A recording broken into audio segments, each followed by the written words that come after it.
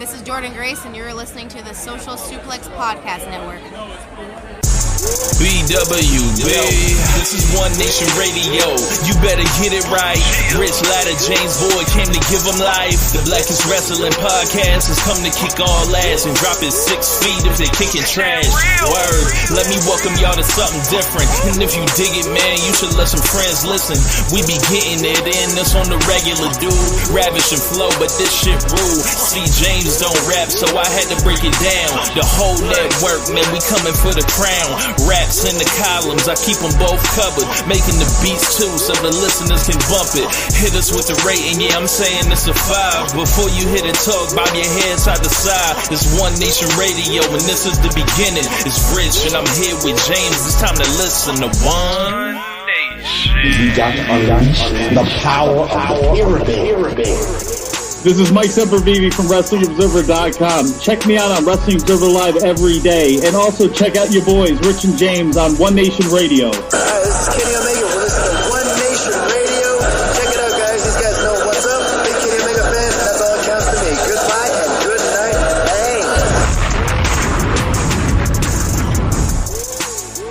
night. Hey, folks. Welcome to this week's edition of One Nation Radio. I'm James Boyd, and here with me I have Rich Latta. What's going on, man?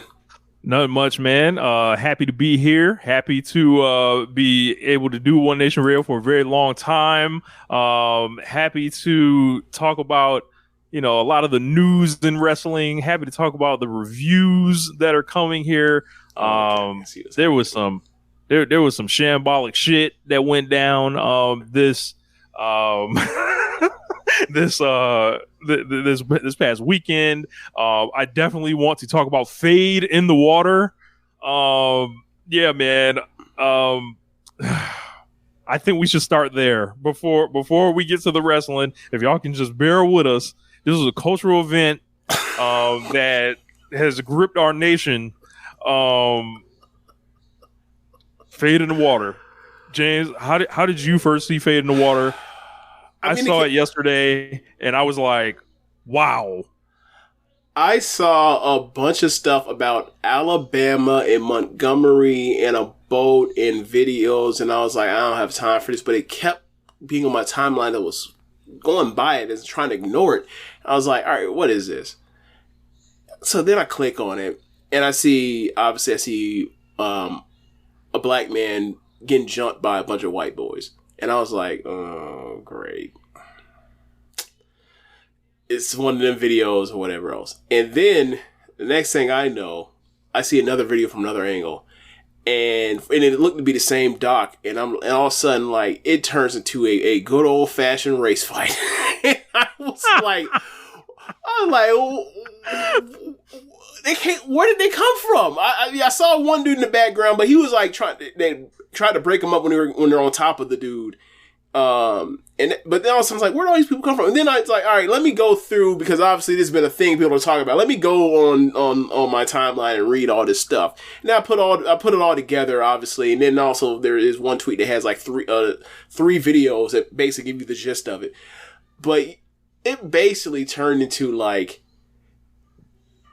the most captivating race fight I've seen since the Malice in the Palace, to where I was watching this thing and I couldn't stop watching it over and over. And then, like, as there's new like angles of it, I'm now want to watch that to contextualize what all happened and like rewatch it to see like every individual actor that's on the screen and how they're behaving at particular times, at particular moments. Like, so we should probably like fill in the context. Okay, so hold on, really, and then get right back to you. Like, I just mentioned Malice in the Palace, something that's really, really rewatchable. I have not seen Twitter put together a piece of narrative by the collective to all talk and rewatch and see individual actors in the entire thing since January 6th.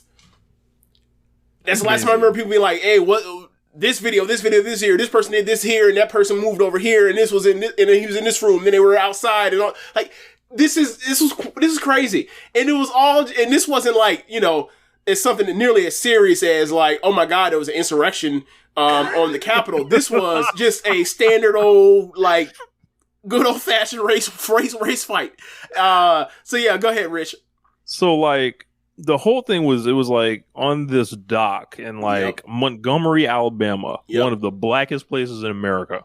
Yeah. So these guys do not want to move their boat for this incoming boat to dock, and there are a lot big of boat, like a one of those like Ferris type of deals. Yeah, it's like a ferry or whatever, and like there are people that work on the boat, and then something happened to where there was a guy that was trying to ask him to move the boat. People said they wouldn't move. It broke down to a fight. This guy throws his hat up.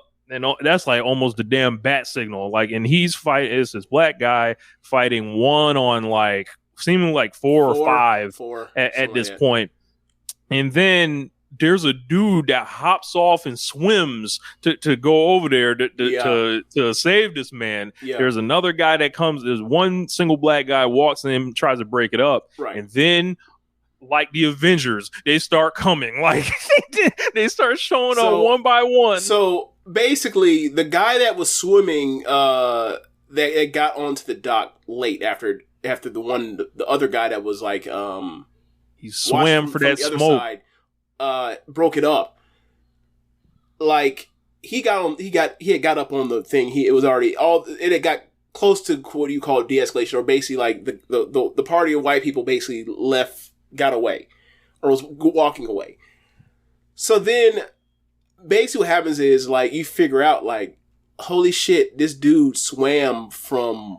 He basically dove off of the big riverboat and then, like, swam to the dock. And then by the time he had got there and got up there, the big boat had, like, basically docked itself.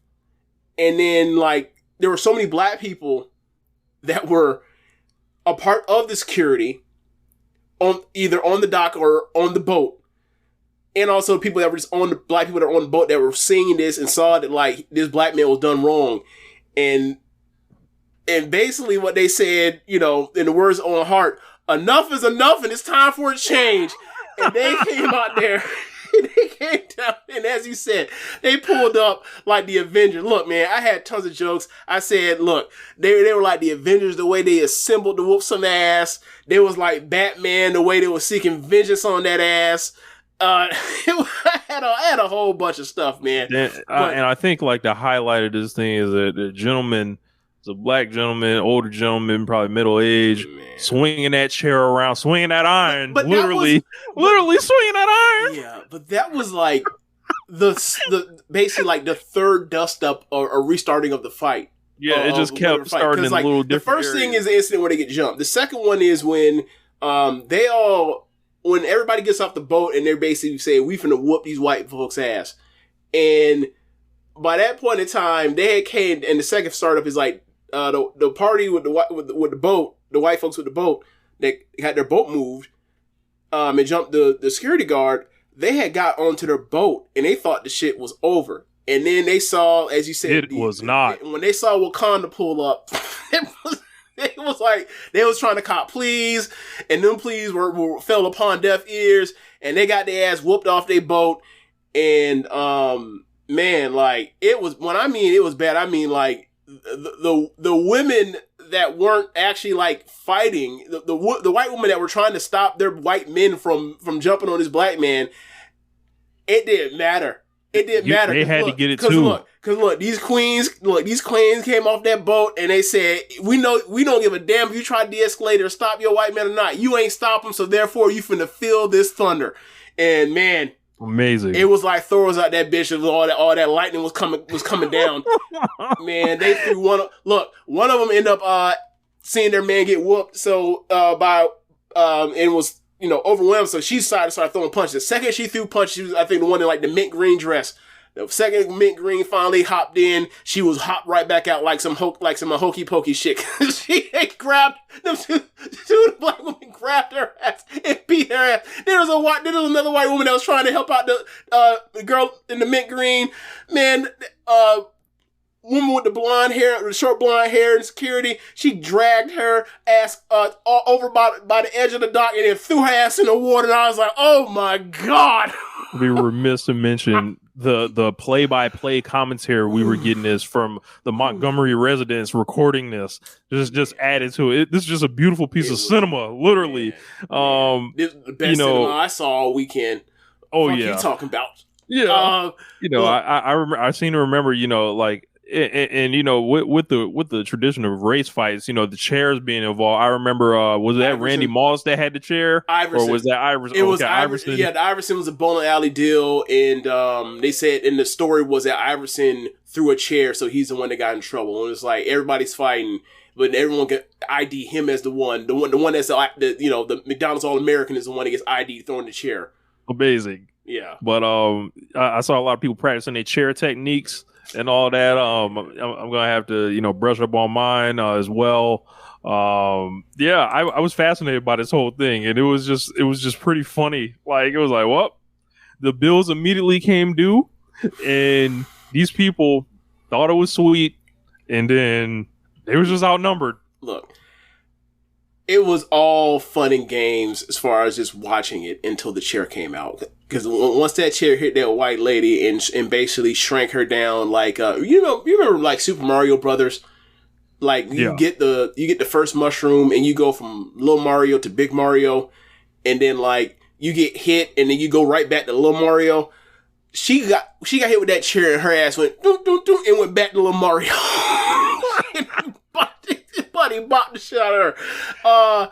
And like once it happened, I was like, oh, and then look. Police were out there just trying to get people to stop. They weren't deep enough to get them to stop. But once that chair basically came from the top down upon that white lady, they grabbed that man and said, no, this is over. We're stopping this immediately now. Our effort wasn't enough. We haven't done enough to stop this. We have to put people in cuffs now. And they basically cuffed that dude, and then they roped up all that group of white folks, and then waited for more people to come up to stop them. But they had man. In the words of the Jigga Man, we don't believe you. You need more people. I mean, bro, I didn't, obviously some of the camera angles weren't good enough, but like some of the camera angles lead to believe that like once the Avengers pulled up and they tried to walk away and they got swung on and they was descending upon them. It looked like one of them, the one that tried to tackle the security guard, all of a sudden he wanted to dive his ass in the water, like they were the Wu-Tang Killer Bees, like if I jump in the water, they won't come sting me, right? And it's like, bro, you ain't see Aquaman just a second ago. We'll get your ass in that water. They ain't nothing. See murder? Yes, yes, I saw that. Yes. I saw someone call that man LaMichael Phelps. I fucking howled. See. Like, I didn't know they did that. Like, that had to be what was going through these people's minds. I didn't know they swam. Yes, Scuba Gooding Jr. Oh my fucking God. Scuba Gooding Jr. Yes.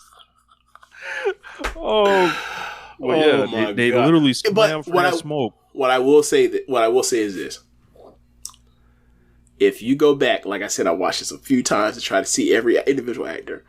Next time you watch it, the third and final fight, part of the fight, when the chair gets brought out, when you see that the white lady, how she ended up on the ground because she ended up getting beat from two black women, when you see when that chair strikes down upon her, the way one of the black women reacted, it was reminiscent of the way that KG celebrated when Vince Carter jumped over that 7-foot motherfucker in the Olympics. Like, how Vince Carter jumps over whatever his name is, 7'2", Fred Weiss, and then Kevin Garnett somehow is more fucking hyped up for the dunk than Vince Carter was, just because he was on the court at the same time. When you go back and watch this and see the way that this black woman celebrated, I was like, holy shit. She was really about this. She was really about putting I saw people taking pictures with the chair, putting it on IG. I saw people that had shirts pressed up. I saw within the shirt. Hours. Yeah. Yeah, man. And this is crazy, and I don't think it's gonna leave Twitter. I think it's gonna last a couple more days. Honestly, I mean, it's gonna last forever.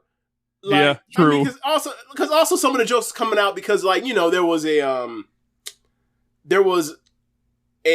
I think it was a New York Times article a few years ago when they had a blub or say a flub on a typo on a particular article about having a bigger Navy. And and people started making Rihanna jokes, or people would talk about the USS dead ass and all that kind of stuff. And the next thing you know, Timberland boot pulling up, and next thing you know, there's your nigga Navy right there for your ass. Oh man, I love it. Oh man. So let's move on, man. Let's get to the shits. So as you guys can see, wearing the new shirt this week, the Always the Elite custom, created by my man Zach Porter, and a couple great ideas put together, and I figured this would be the perfect time to unveil it. James, it has been announced that the Elite has re-signed with AEW, multi-year deal. Obviously, they're not trying to put like the numbers out like that just to keep some kind of secrecy around this. Yeah, I mean, you never know what the other side might do to try to clear cap space. So always remember a Coke greater than Pepsi. Yeah, man, very happy about this. Lee's going to remain AEW. That's Kenny Omega, the Young Bucks, and Hangman Page all together. Barry Bloom, I believe, represented all of them. They made this decision as a united front, and I think it's a really good thing for AEW not to lose the E in AEW. I think that it's a weight off of a lot of people's minds, mine included. It's just like trying to imagine this thing without the Elite. That would really suck. I wouldn't have to worry about them jumping to WWE and being in whatever situations they be in there. And continue to see these guys kind of, thrive in this thing that, they started from the ground up. Like, these guys are not easily replaced. You definitely feel the void when they're not around. And I think that this is, I think you can put a lot of the worry to rest for a little while, at least. Yeah. Me, I never thought they were ever going anywhere because to leave elsewhere would be to go to a worse position, a worse spot, a worse fit for what they do. And,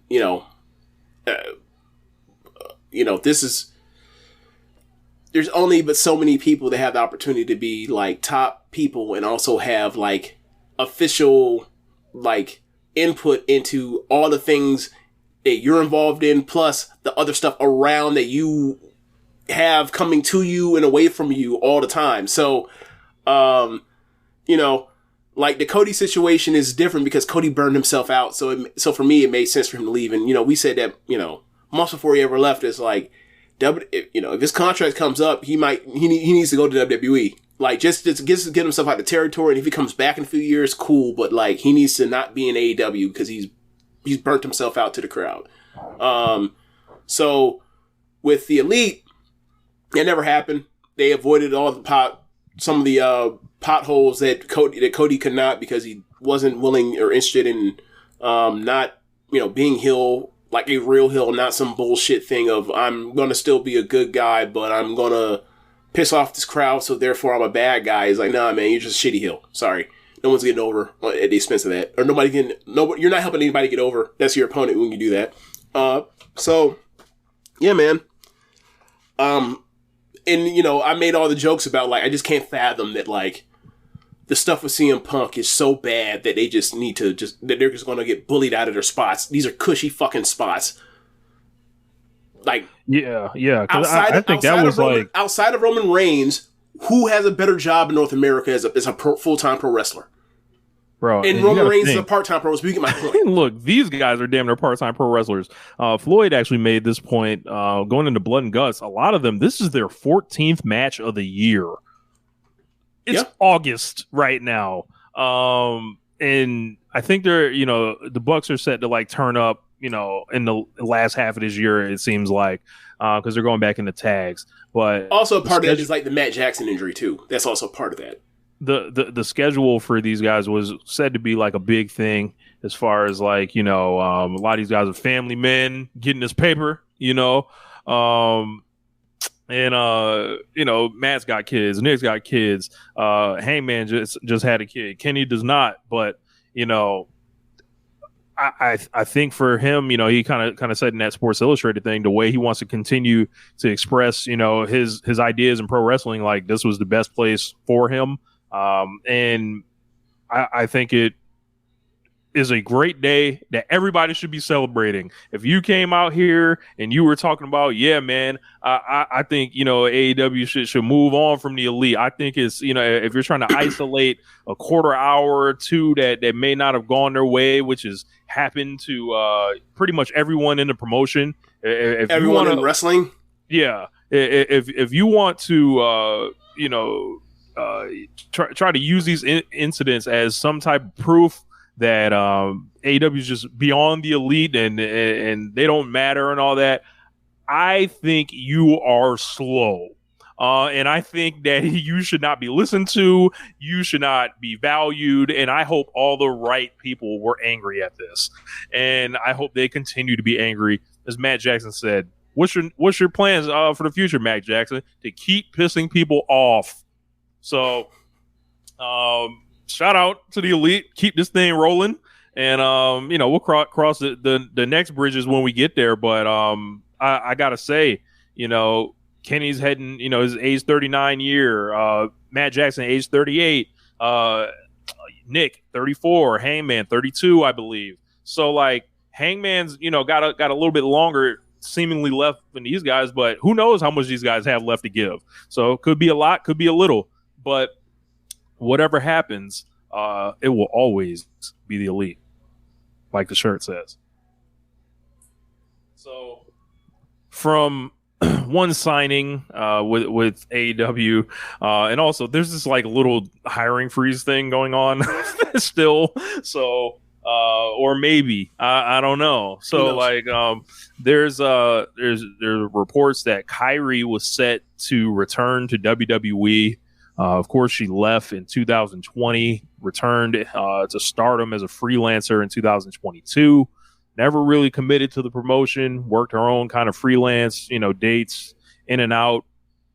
And I heard, a lot of like, we were kind of tracking it throughout the time. Was she still able to hang? She had plenty of great matches, in her, this past year. And, I can't say I'm thrilled about her possibly going back to WWE or anything, but I think she is a person that kind of does represent the past of Stardom a little bit. And, I did have questions about her, like her current fit in Stardom. She is a freelancer, never really like committed. So it never really got that far as to like, hey, we have to shuffle people out the way or anything. She just seemed like a luxury that popped in. Oh, it's nice to see her. This is our aunt that, used to be here, but she came back in town or whatever. So she's going to help us out with a couple of these barbecues and stuff like that. But she's not like somebody who lives here. Zekamaki does make a good point. But I mean, I don't know who was supposed to pin her. Unless it was, Mayu Iwatani or, Well, to be fair, the pin that she took for Mercedes in New Japan was supposed to be Mayu, but Mayu had a contract dispute. So it's like, the whole thing that like she didn't do any jobs is like, well, if she didn't do any jobs in Stardom proper, is like, well, that's not necessarily her doing. That was because of someone else's like business savvy, not hers. Yeah, she had I believe she works Saya Kamatani, Utami. She does have both time limit draws. Or no, draws. What was it a double count out? No, it was a time limit draw with Utami. I was there for that because it was a non-title match, so it went like 15 minutes. They did have that match at Wrestle Kingdom where she won in 5 minutes against Tam. Yep. And presumably that's not coming back anytime. But sad to see her retire again. You know, like she how old is Kairi now? Ooh, okay, so she's 35. Okay. Yeah, she's born in 88. 30-minute main events, hard hitting action, or come get this good chat for 3 minutes, like on SmackDown. I gotta say, I understand that, you know, but it's I don't know. It's strange because, you know, she left obviously during the pandemic, so that's easily understandable. Like, yeah, I want to go back to my homeland and all that, but to come back here, presumably, again, we don't know. And you know, she had a press conference, you know, kind of announcing a hiatus after September. She still has dates that are still out there. You know, it lines up with going to WWE because WWE would never tell you to reveal you're going to WWE. That it does make me wonder if this is a situation where, hey, this person used to work here, so this doesn't affect the hiring freeze or anything. But I don't know. Not really. I don't think it's as big of a loss to Joshi as I think some people are making out to be. And she wants to go retire again. Some people just love the Fed. So that's what it is. Look, whatever she wants to do, I'm cool with it. Like, you know, it wasn't the match that I exactly wanted, obviously. I wanted them to have the big title match, whatever else. It went more than 6 fucking minutes or 5 fucking minutes, but whatever. It wasn't in the cards, but you still got the big match, or you still got the match with Utami in Sumo Hall. You still got the Ariake Arena match with Mayu. That was great in that main event. You still have a lot of like awesome or like kick-ass match that she had in the time she was in Stardom. So like as far as the fit or whatever else, it was a lot of she felt like you mentioned, a luxury. A lot of supplemental stuff, a lot of like things that she was in that showed like an embarrassment of like riches that they had to access to that level of talent, to where it's like, oh, Kairi's like 4th from the top, right? Like the fact that she was in the Yokohama Arena show and she's like she's 5th from the top in a trios title match. It's like that's nasty. That's nasty how deep that card is, right? So like I'm nothing but positive about her coming back. Nothing but positive about her tenure. Outside the part where it's like, I wish that she had, you know, put 1 or 2 more people over or whatever else. Like, it would have been cool if she, you know, they actually were able to do the Kamatani rematch and Kamatani got the win over her, or Starlight Kid got the win over her, or Tam got the win over her. But didn't happen. Mayu was supposed to get one over her. Ultimately, they moved that over to Mercedes, and then Mercedes, you know, by transitive logic, like gave that back to Mayu. So it worked out that way. It worked out a lot better than like Goldberg and Brock Lesnar and Kevin Owens and Roman Reigns. So happy that she came back. Whenever, you know, depending on however this goes, whatever else, I welcome her back again or whatever else too. So like, she can still hang. So for me, happy she came back. Happy she was out of WWE. It kind of stinks that she's headed back to WWE. You know, because it's like, for me personally, not me personally, but like, to me, the match should make sense for her now that you have the women's champion is Io Shirai. Like, the match is that, but you know they're not going to do a Japanese woman match. Right, exactly. So like, it's like, they would have done it with Asuka. Look, right. So we'll get into it in the review. So why are you even coming? So why are we even coming back? Entire shit is nasty business. Right. That just happened. Right. Like they put another reign on Bianca so they could do Bianca versus Io as opposed to Asuka versus Io, because they don't want to do that match, because they don't want 2 Japanese women like having a match. That's exactly what that was. And they definitely wouldn't have picked Charlotte. Absolutely not. Right.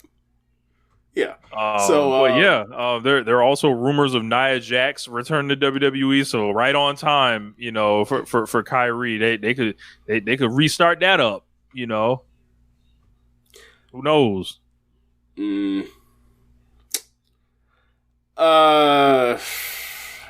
I heard something about that, but like there's always the threat of that happening from people. Just like it's like, oh, the threat of Bray Wyatt showing back on television. It's like you know, like were those actually real talks, or is that real buzz, or is it just like people being like, hey, it's the perfect time to bring some bullshit out here for WWE? So who knows? So yeah, man. Let's move over to AEW Dynamite 200 before we're going to close the show tonight with the SummerSlam review, but we definitely wanted to talk about AEW Dynamite 200. James, you were in attendance. Was this your first AEW show? Second. The first one I went to was Revolution in Orlando in 2022. That's right. Yep. That's right. So how was it? You actually showed up with your always the Elite shirt on and all that. I did. I sat down and I watched, and like I went through to like the line was super long because I got there like I think doors open at 6:30. I think I got in line to like 6:35ish, something like that, 6:40, and line was long again. It was hot, so just making the way, human, cattle just filling into the arena. And then first thing I'm looking for, like, all right, where's the merch line? I know the merch line is, some bullshit when it comes to AEW at times. You hear people complain about it on Twitter.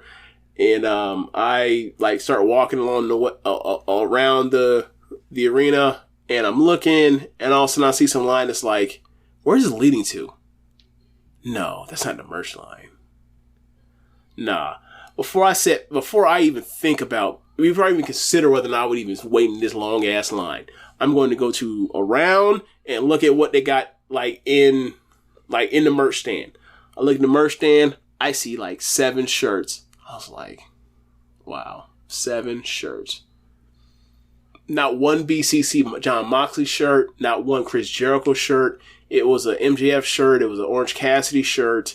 It wasn't like any of the brand new goofy, Adam Cole MJF stuff. It was I'm Better Than You and You Know It shirt. Mm-hmm. The newer black and the new Golden Elite t-shirt that's out. An Acclaimed Scissor Me shirt. And then a AEW logo hoodie. Everything were made one other thing and I just forgot, but there were also other stuff like foam fingers and that kind of stuff, and also they were selling like the belts and everything, like TNT belt, the AEW World Title. So like I was like, nah, I'm good. Like none of these shirts are shirts that like I need to sit in line for. I can just, if I needed that badly, I'll just go to PWTs. So when I sat down and like watched the pre-show, the pre-show wasn't like back in the day it used to be like what would be on Dark, but I don't know if any of these are making the light of day, but they were basically like 3 short squash matches. They were all quick and in and out and fun. Nyla Rose was super over. Something to be noted, like it was a trios match of her, Taya, and Marina versus like some crew that just 3 women. Didn't get an entrance. They got brought from the side. Didn't get to walk down the ramp. They were in there. Nyla and Taya came out. Nyla was over like Hogan, and she was out there, beating ass, and they got the win. And then like they shuffled them 3 victims out from the same side that they came from. They didn't get the chance to go to the rope. Yeah. Yeah, man, but I wish I was there with you guys, but I will be at AEW later this month when they come to Duluth for the double taping. So yeah, that's the double. So the double taping is that's Dynamite, Rampage, in Collision. Yeah, I think they're going to do Dynamite and Collision only. Okay. I got a feeling they'll probably tape Rampage a different time. All right, fuck Rampage. I just wanted to see if like they're going to have like both crews there and trying to see that oil collide. See how that mixes. I believe so. Like I wonder how they're gonna walk people into the building and be like, hey, if you a collider, you can't come in until 10:30. Shit like that. Like I don't know how they're gonna do that or anything. Who knows? But, this whole thing opened up, with tag match. Do they have like adjacent locker rooms and like they treat it like it's the Berlin Wall and they can't like reach over and talk to each other. They just, the wall is there. Y'all are not to communicate. This is separates the East from the West. Bro, I don't know how big that building is either. Bro, it ain't gonna be no room for everybody. Somebody gonna run to somebody. I can feel it. And I might see it. Oh God. I told Swear, I was like, hey, I'm about to just stick with you. I ain't here. I ain't trying to be nowhere I ain't supposed to be. But if I happen to be there,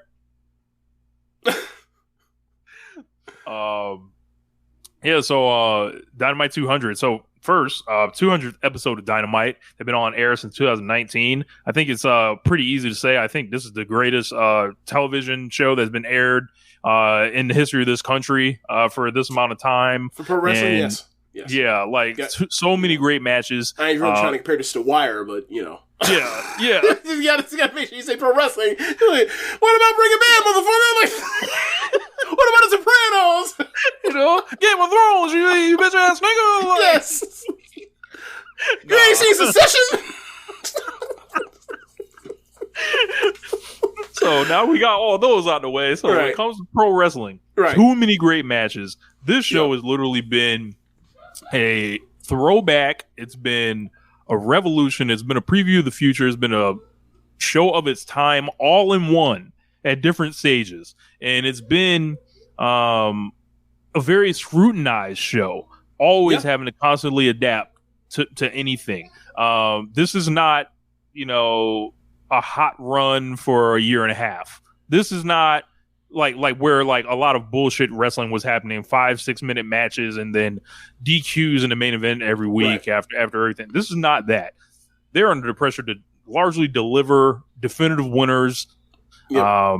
They've kind of been worked against. Obviously, they had through the Wednesday Night War and everything like that, and to make it 200 episodes, they did a big celebration after the show that you saw, James. Like, how was that like being there in person? I watched it online. I was like, oh, that seemed really, really nice.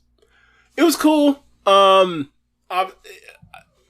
Khan came out and he was talking about the work that everybody did to make this thing happen and make this thing crack. And he seemed to be truly emotional about it as far as really, grateful for the experience of the last 4 years or so, close to 5 years. And, it was really cool. It was really cool. And, the one part was at the end,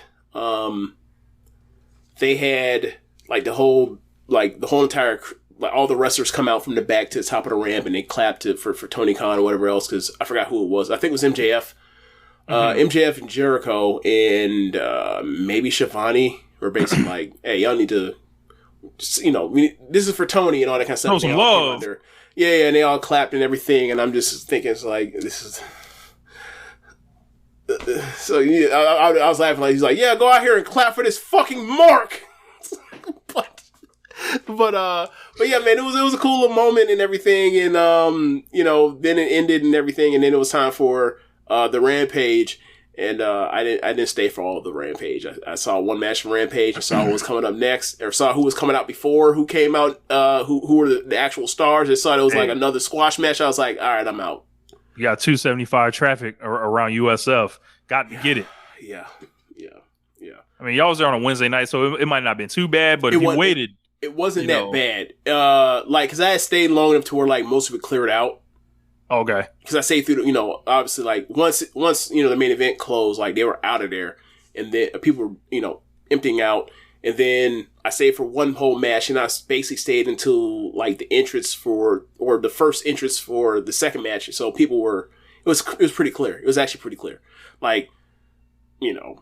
I will say this though, if that had been the Ice Palace or Amalie Arena, it would have still been on Smash outside. Mm-hmm. Yeah. Yeah, so we opened up tag team match. Chris Jericho and Konosuke Takeshita taking on Sammy Guevara, Daniel Garcia. This match was a blast on TV. Yes.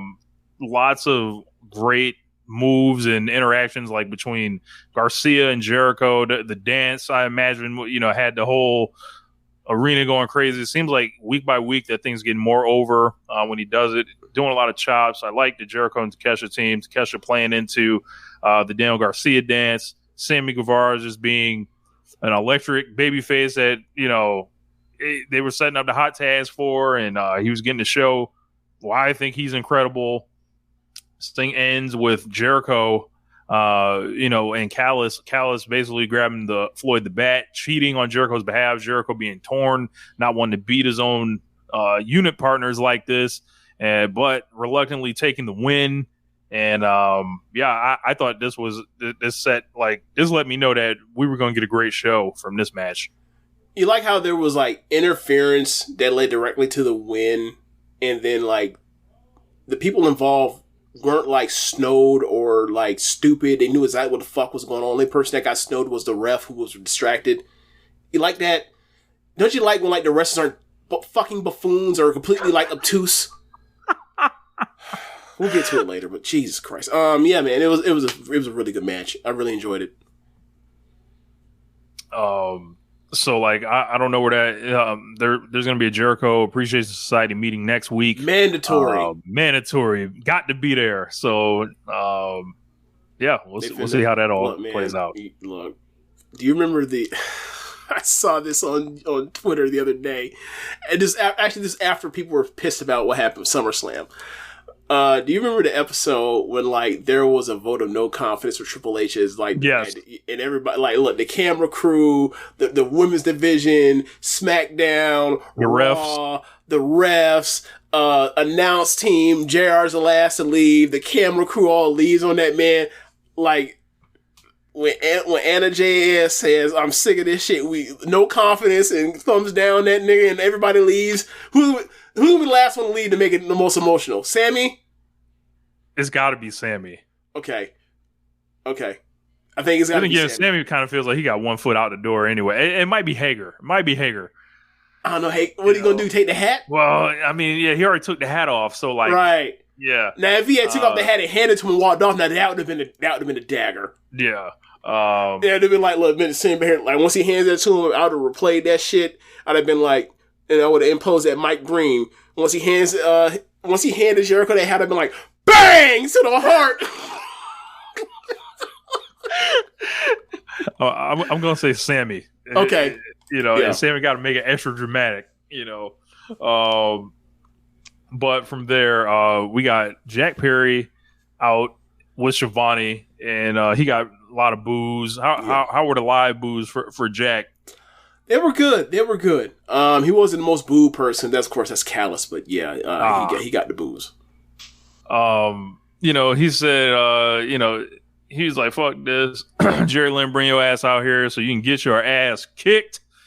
Jerry Lynn then came out. He said, as much as he liked to make an example out of Jack, child abuse, he doesn't run the show, and no doctor will clear him and get in the ring. And once that was said, everyone came to the same conclusion. Holy shit, RVD's about to come out this bitch, and we was ready. We was ready. I was too. Rob Van Dam. So they bring out Rob. The Pantera music hits that he used in ECW. Yep. Crowd was going crazy. I was happy to see Rob. He came out and he got in the ring.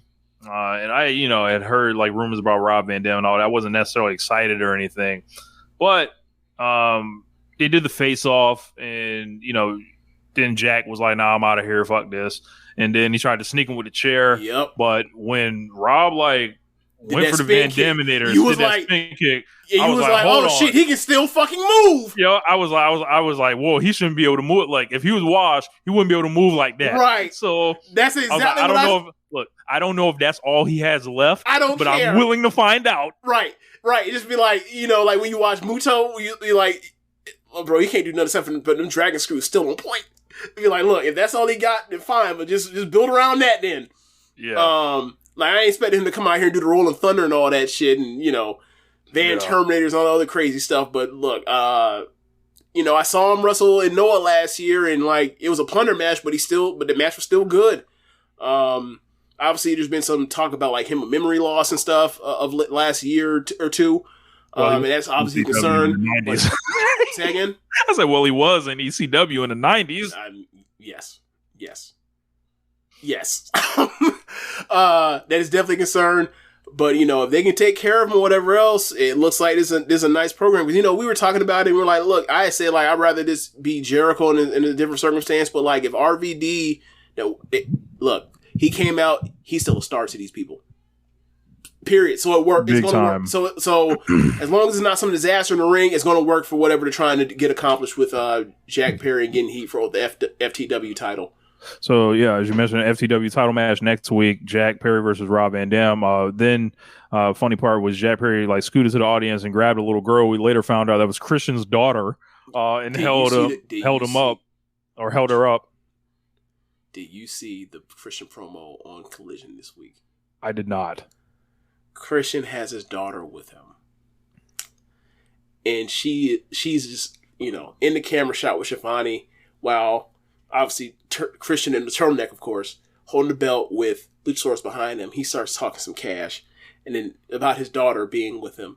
And his daughter looks checked out. Looks like she didn't even want to be there. And then all of a sudden, his daughter interrupts her and says, "Can I hold the belt?" Christian says, "Did you win this belt?" No, you didn't. Get out of here. And walked her off this way, right? 1 second goes by after she walks out the frame. He says, "Security, she's uncredentialed. Get her out of here." I fucking died. Get the fuck out of here. Bro, this man called security on his own daughter. Get the fuck out of here. He's like, "Get out of here. Go find your mom." Second goes by. That's great. "Security, she's uncredentialed. Get her out of here." Bro, Christian's the best, man. Because Christian, actually, as the show went off, or before the show started, he did a promo. He came out for a couple seconds. He lives in Tampa. He mentioned it, and he just shat on the sports teams and got the fuck out. It was awesome. It was so good. Like, I don't think I've enjoyed Christian more. He's not doing anything in the ring. He's just going out here, just getting heat. So amazing. Good. Preservation. Yeah. Up next, we got the 3-way anything goes match between Trent, Jon Moxley, and Pentagon. And I had a feeling that this would be good when I saw it announced. I was like, all three of these men are crazy. That's what I thought to myself. Yep. And lo and behold, they went fucking nuts out here. I was rooting for Trent hardcore to win. I was like, man, it'd be nice on AEW 200 finally for him to get a win or some type of big win. And then he fucking won, bro. I went crazy watching this. Yeah, loved this. This match is great. And like, they look, for a person that did all the crazy shit that Moxley did 2 weeks ago, or 2 weeks from that particular time, in Blood and Guts, to then go out there and do all that thumbtack shit again, is like, yo, this dude is a gamer. And, obviously a big part of his identity until he, off screen anyway, what was fueling him until he ended up hurt, getting him the elbow stuff, was like, he felt like he was the Iron Man of the WWE. And like, he wanted, he's put himself in position, like, this is why people liked him so much and everything. And, obviously goes to AEW. He's been great ever since. He's had a Hall of Fame career since he joined AEW or left WWE. And, he went to rehab, he came back, and like, the dude is like just fucking, he's just made of iron. Like, he just keeps going. He's just checks, he keeps punching the clock all the time, man. And it's really enjoyable. And look, another great match, to add to the resume for, for the match guide for this year. And like, quiet as kept, man. Like, he just keeps plugging away. He keeps putting 8s on the cage match. Keeps doing it. Yeah, man. Pentagon came out great condition, lost a bunch of weight. Seems like you never can really tell with him because he's always wearing such, he's wearing the suit and all that. I will say this. I feel like over the last year, he's been in this kind of shape. He's been like just ripped up. Like, you'll see pictures of him on his Instagram or whatever. You're like, yo, he's jacked. Like, but he's wearing it because that's his gimmick. But it's like, I know it's kind of stinks if you're like, this is your gimmick and it's one of the best gimmicks in pro wrestling. But it's like, you work that hard to get yourself to look like that, and you can't really do nothing to show it because like, that's your gimmick and the gimmick works. But yeah, man, like all three of them were great. Yeah. And just go out of your way to see this. If you didn't see this, just like I don't extra violence. Outside of blood and guts, I don't think I've enjoyed a AEW like TV match that much in a while that I can remember off the top of my head. Obviously, you know, they have great matches almost every week, but this one like sticks out to me for the first time in a like recent stretch of AEW TV. So Trent ended up getting the pin on Pentagon. After the match, you know, Moxley was like, "Nah, fuck that. We got to choke you out." And then Claudio and Yuta fought. But Orange Cassidy and Chuck Taylor were in the crowd waiting for him. Big BCC and best friends feud kind of going off here. This ended with Cassidy giving Moxley the orange punch. Yep. And then, you know, Taylor was like, you know, I see this whole match accomplished nothing. So let's run it on our terms. Parking lot fight, Rampage. Obviously, the great parking lot fight with best friends. You know, it's kind of their match. Then they had that match on Rampage. I did not get to watch it. I heard great things about it, and I'm going to watch it this week. I'm going to pull it up this tomorrow morning. So MJF and Adam Cole had an announcement here. So MJF, you know, came out and did a promo. And you know, kind of reuse some of the material he did last year. We were talking about the quarters and everything like that. Kind of added something else in with the RSD stuff. But if you guys were privy to the Punk feud, we talked about, you know, the quarters, and he was like, "Yeah, you know, I have ADD." I'm not sure.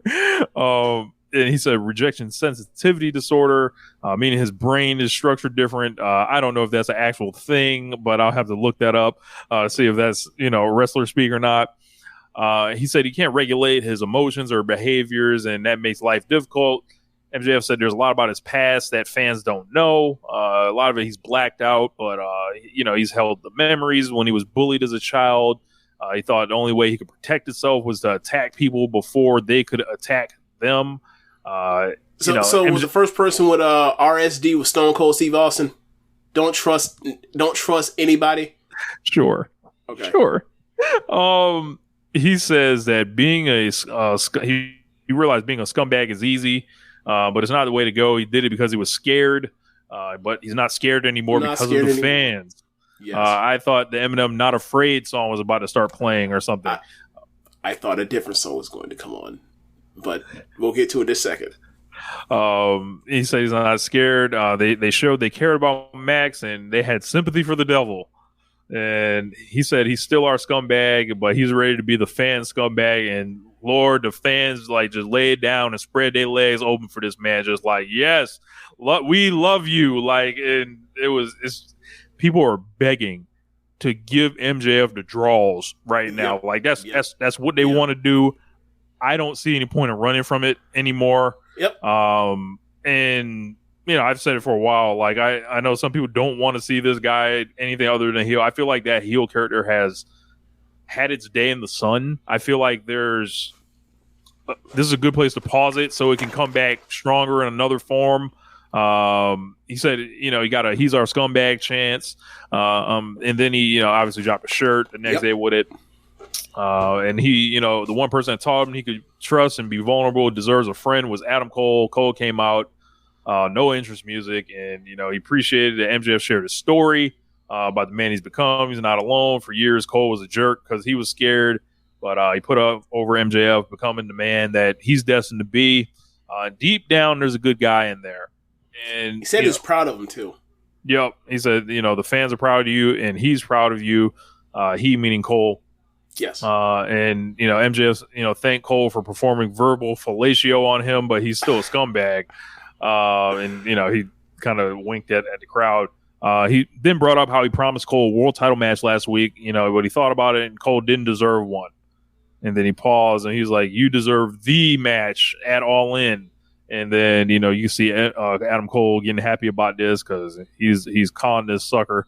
And without reading it, Cole signed the contract. So I don't know if that's going to come into play later. These guys are very meticulous about these things. You got to remember, we don't know which one's the bastard yet. Yeah. So maybe like, there's a situation where Cole gets himself fucked up, but like what he signs, protects MJF along the other side. Cole got the match, so Cole may have the upper hand, but then again, Cole signed that thing without looking at it, so MJF may have the upper hand. We don't know who's the bastard yet. This is all going to come into play. Yep. And then from there, they hugged, and we got the graphic on the screen. First match for All In, MJF and Adam Cole. Not the match that I was expecting for All In when I first heard the announcement for this show. I was like, that would have been, I don't know if this would have been in the 10 matches I could have named before I got to this. Yep. Luckily though, this is a rematch, and the match they had was so fucking good that it's like, and then they had the storyline is like, they already have proof of concept in the ring, and they have this storyline now, and it's the best thing they have going in the promotion. Like, so yeah, this is a win. This is a win. Yeah. Like, to be able to get this match, like, if you go back 3 months ago or whenever it was announced, you're not thinking of this match. But the whole program has worked to such perfection. There you go. And, for now the intrigue is like, who's going to turn on who, or when will it ever happen, if it does happen.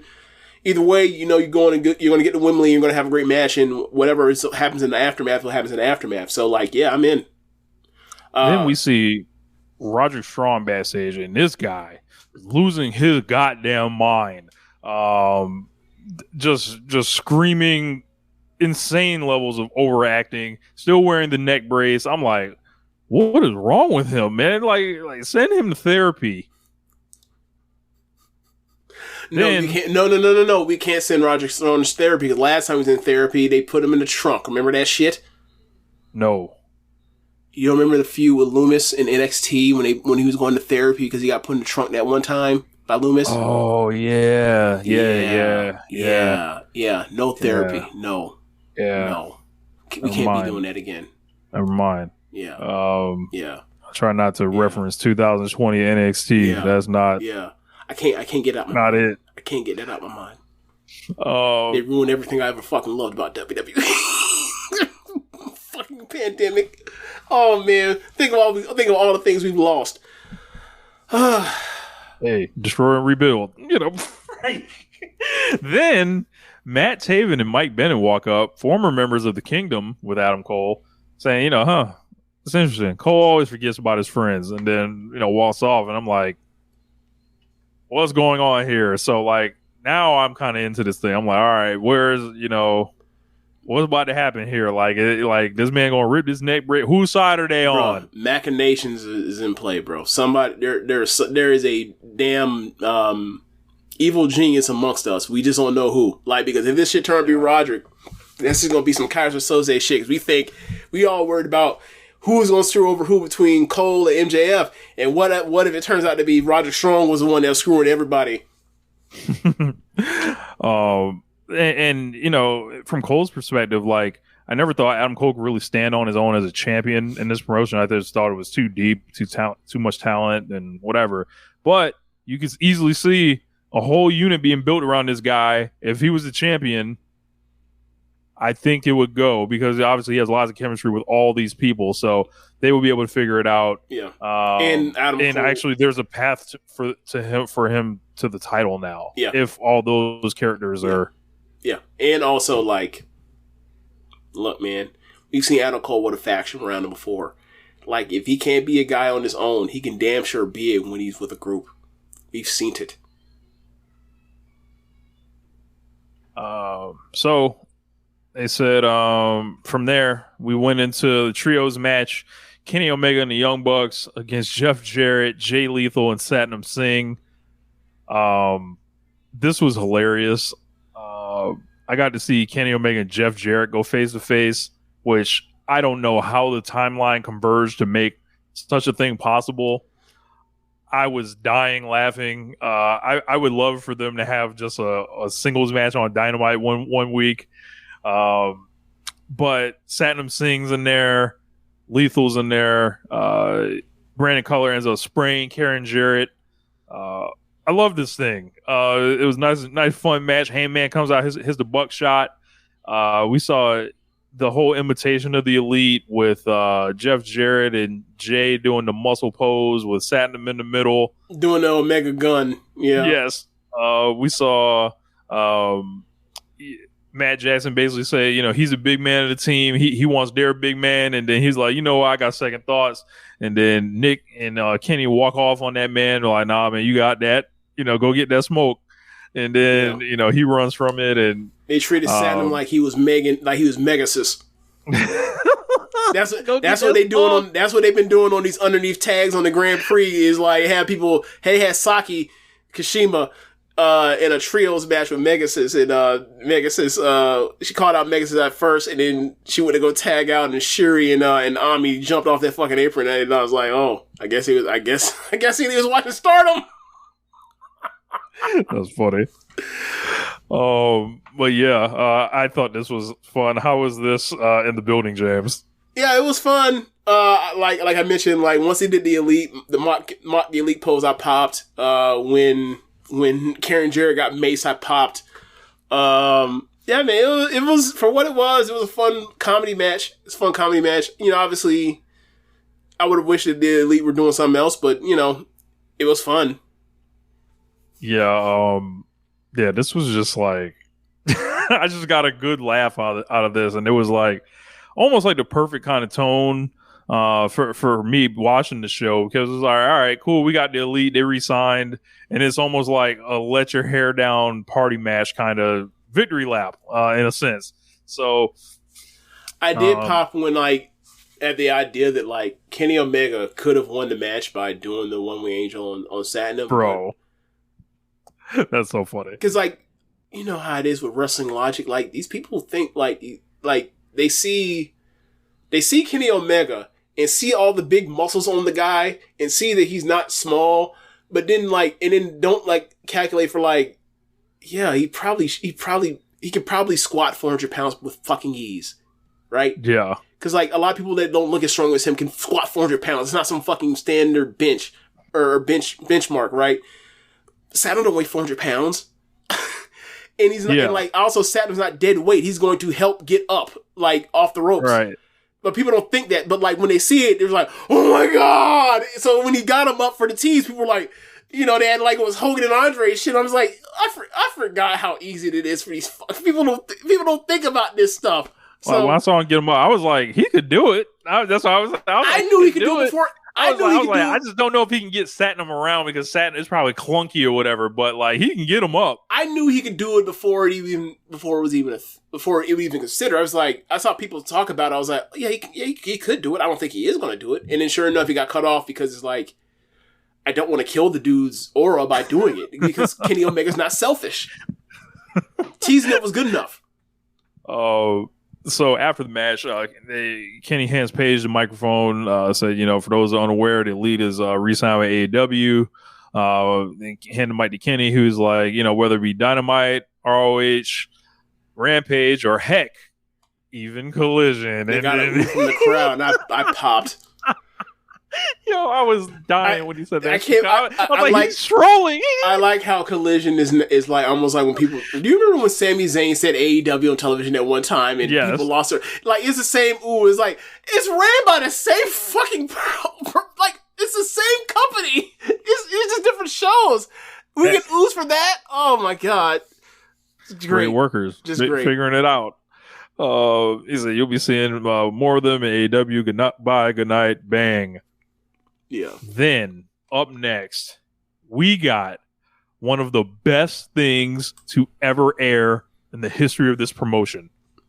The Mogul Embassy's backstage. Yeah. AR Fox and Swerve AR Fox is cutting a promo. Swerve's behind him. He said, Darby Allin was so close to me. Why didn't Allin, get me into AEW in the first place after 5 years? Swerve, told the cameras to cut to a movie they made because these men are practitioners of real cinema right here. And then Swerve and Fox show up to the Buddy Wayne Academy, where Nick Wayne was training, which just looks like a barn in the middle of nowhere. Like a garage, like a 2-car garage with a little ring inside of it. Yeah. Right. a baby ring for thugs. Yeah, like an island down low. Yeah. So Swerve gets in the ring and he's like, "What's up, Nick? Train me." You know, bro. He said, "Train me." I was like, "Oh man, he's an asshole." Oh, he's in there with some geeks and Nick and whatever.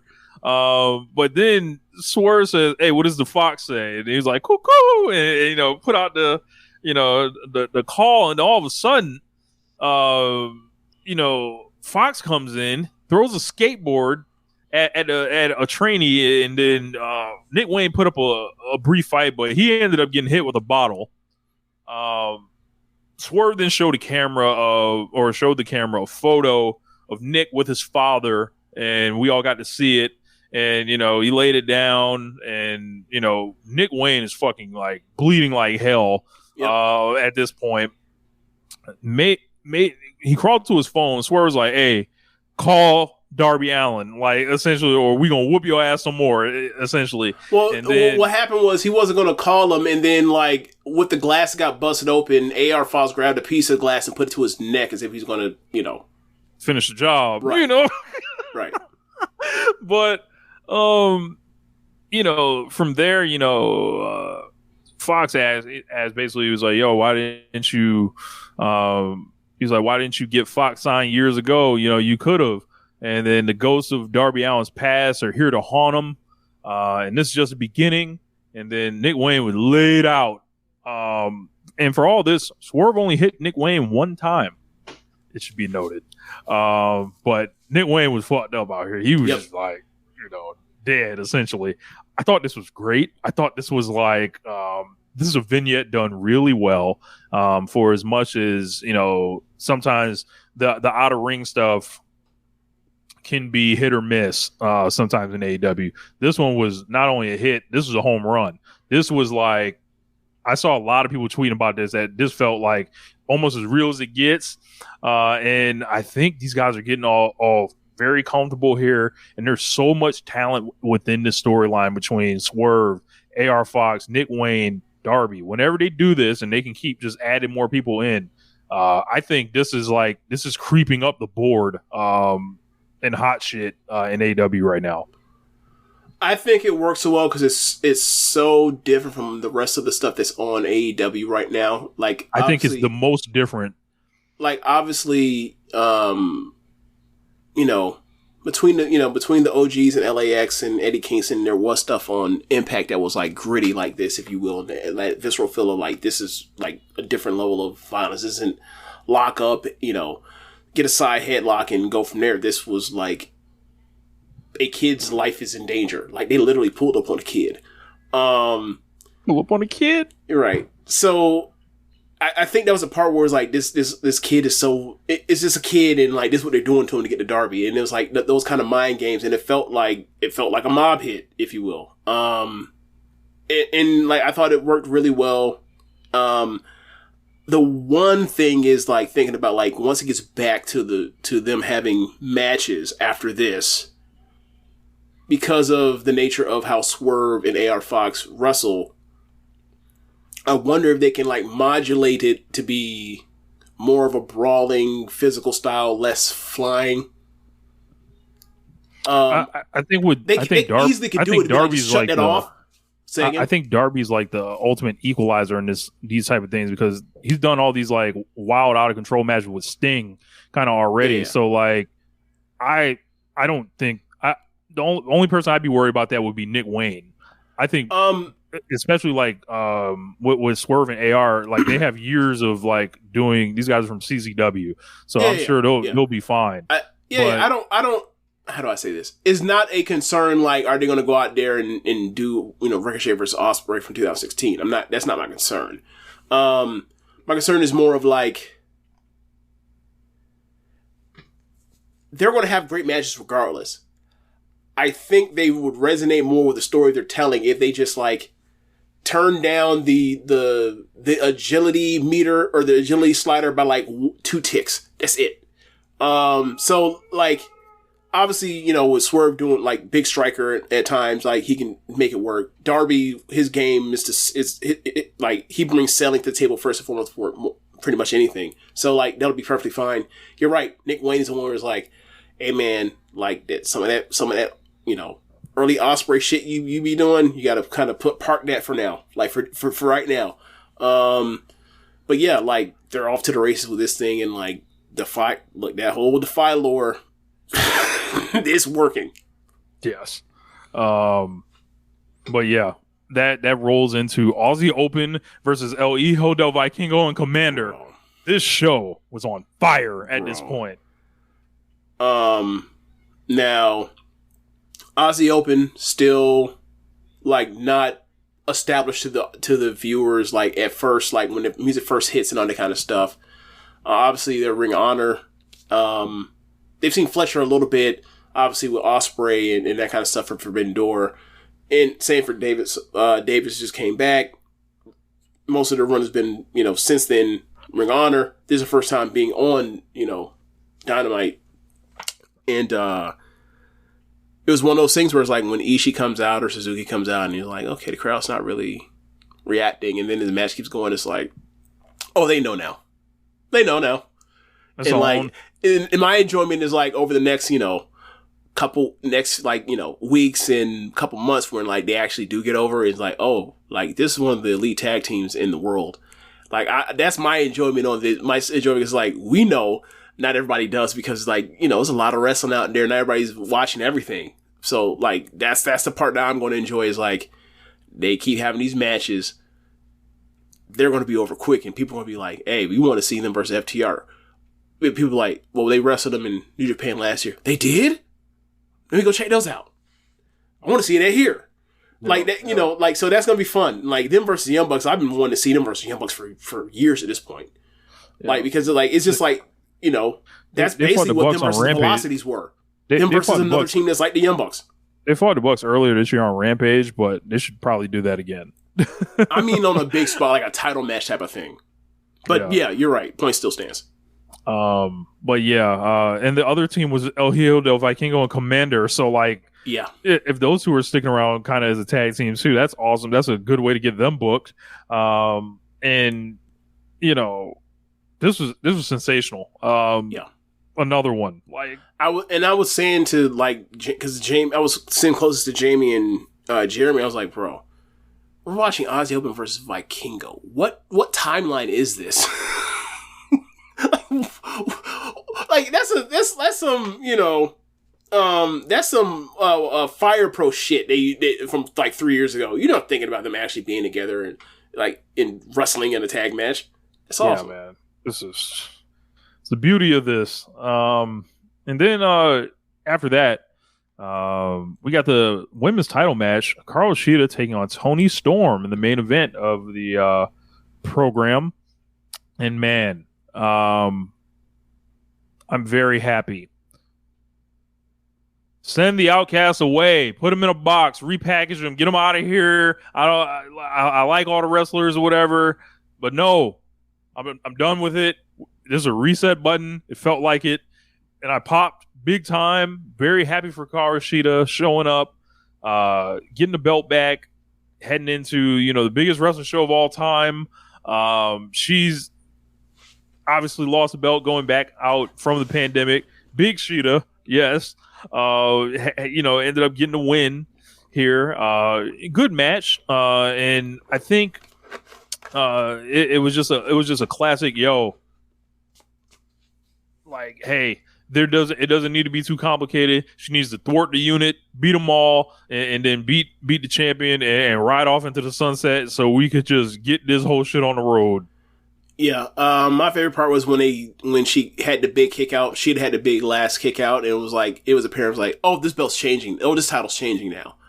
Like, you have no choice but to set after the spray paint and the Strong Zero. She kicked out of it, and like Tony was in shambles when she kicked out, and I was like, and the whole crowd knew, like, there's like the gift was like, oh, she's winning tonight, and like from that point, the crowd was just on just into it, and you know, Sheedy wins, and I was super happy for her.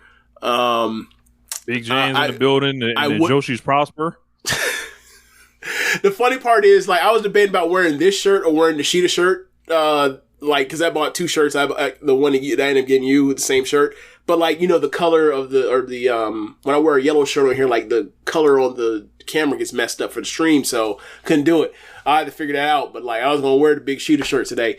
But yeah, super happy. You just gotta get you some lights. I don't know what it was. Like, it basically adjusts like, oh, it's dark skin with a like light shirt. So like, obviously, because technology is ran by white people, they think that the face that it has to adjust for is this shirt, and then it makes me look like Bernie Mac. Like that's so like, it's like, oh.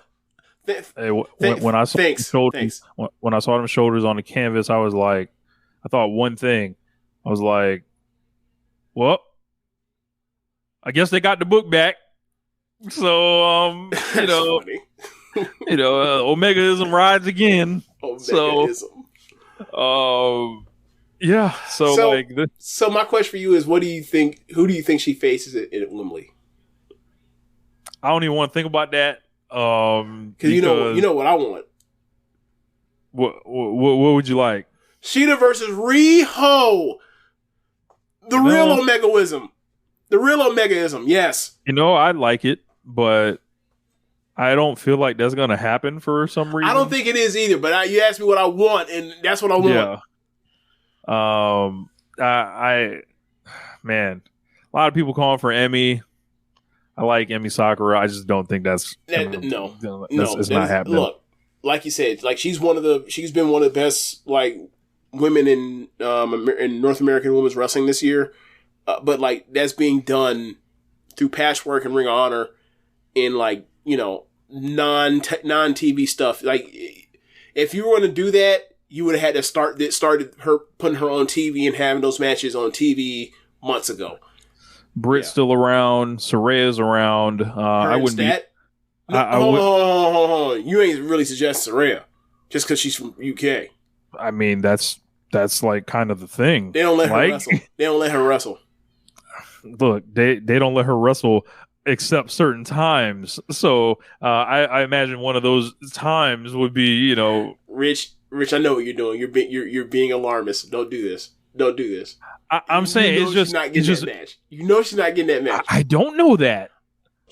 I don't know that because of like, well, if she's gonna ever be in, if you're ever gonna use the only healthy Brit on your roster is Saraya. There's no Pac right now. There's no Jamie Hayter. And I know this isn't there has to be an English wrestler on the show, but it just seems likely that it's going to be her. Or in some form, it's going to be that's on the AEW roster, you mean? Yeah, like it can be a 3-way, it can be a 4-way match, like something, but she's going to be there, I feel like. Yeah, I'm there with you. Prepare. Prepare yourselves. Brother, that stinks. Prepare yourselves. But like don't let it catch you off guard.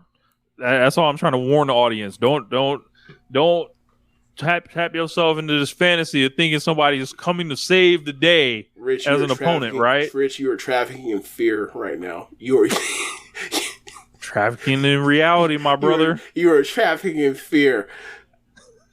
You stop doing this. You take that shit to Fox News.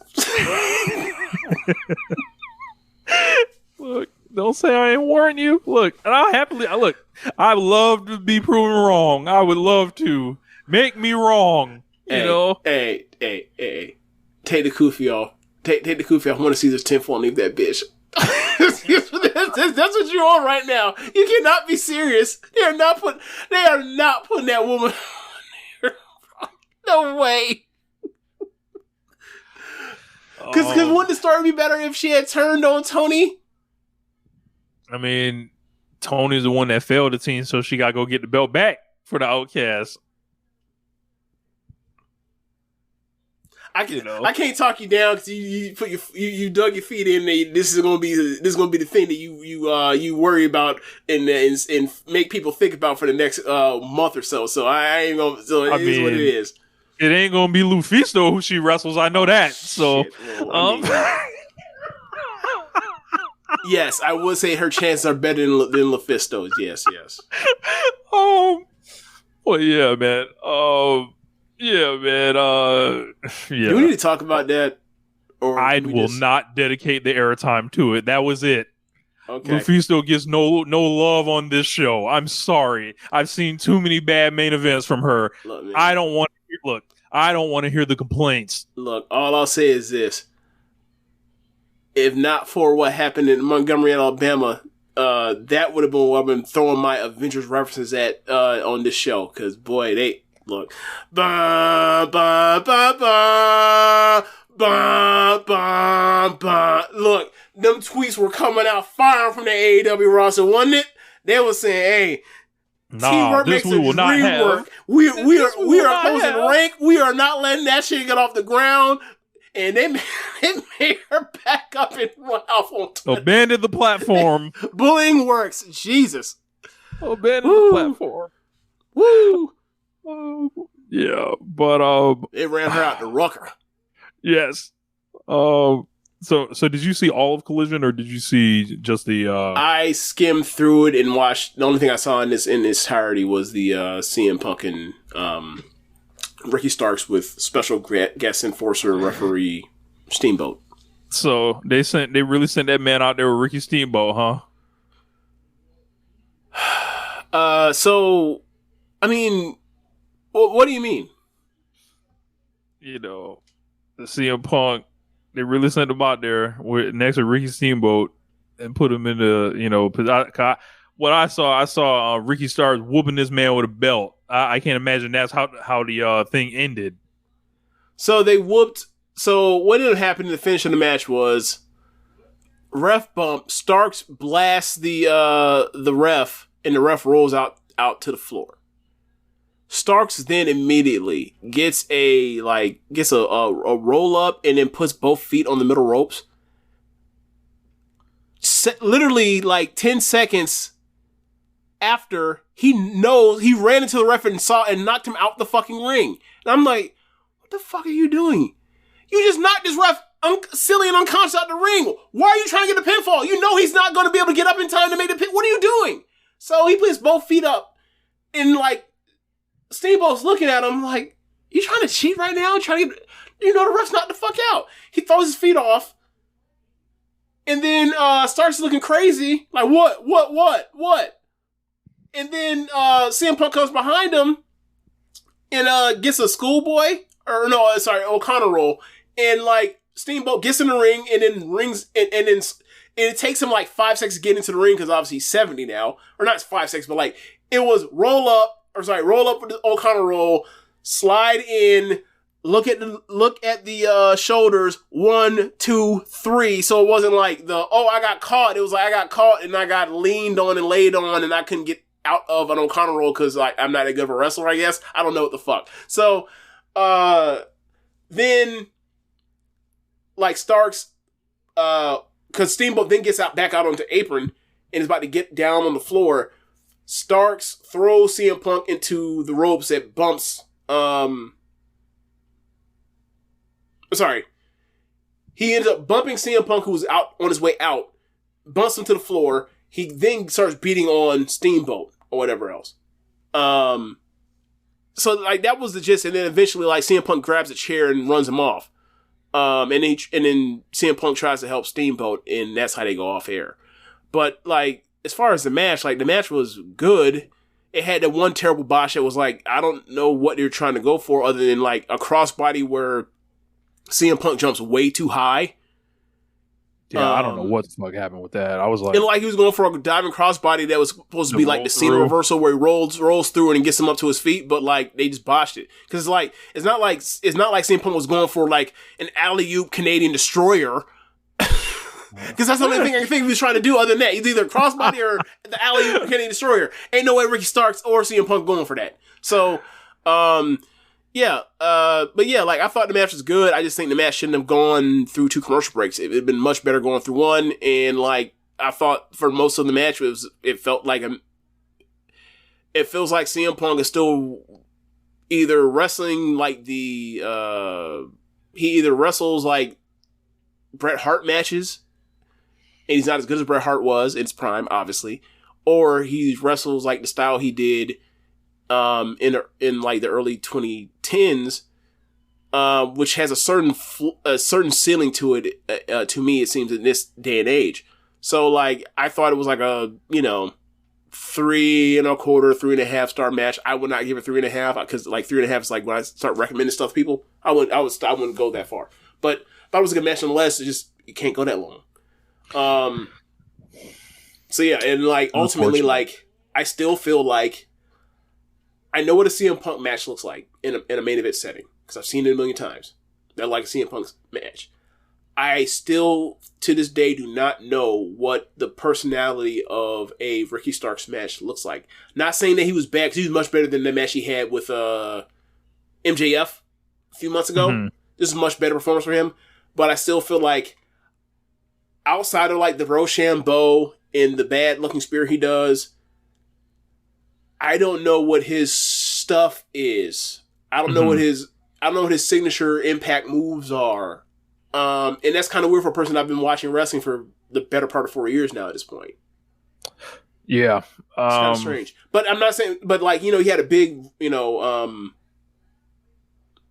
power bomb and everything. Like, he had Impact stuff, but it's like, that doesn't really feel like him, or at least I don't remember him ever doing power bombs. So it was, it's kind of strange. That's all. Or not strange, but like, just kind of like still odd that I still feel like I don't know what he is in the ring, even though I've seen him wrestle for 4 years now at this point. That's all. You should add like some German suplexes in there or something like that. I don't know. Something he could do for his size. I will say this. His striking looked good in this match. Like he was, there were moments where he was like, putting it on Punk in the corner, and he like, it was sounding off well and all that kind of stuff.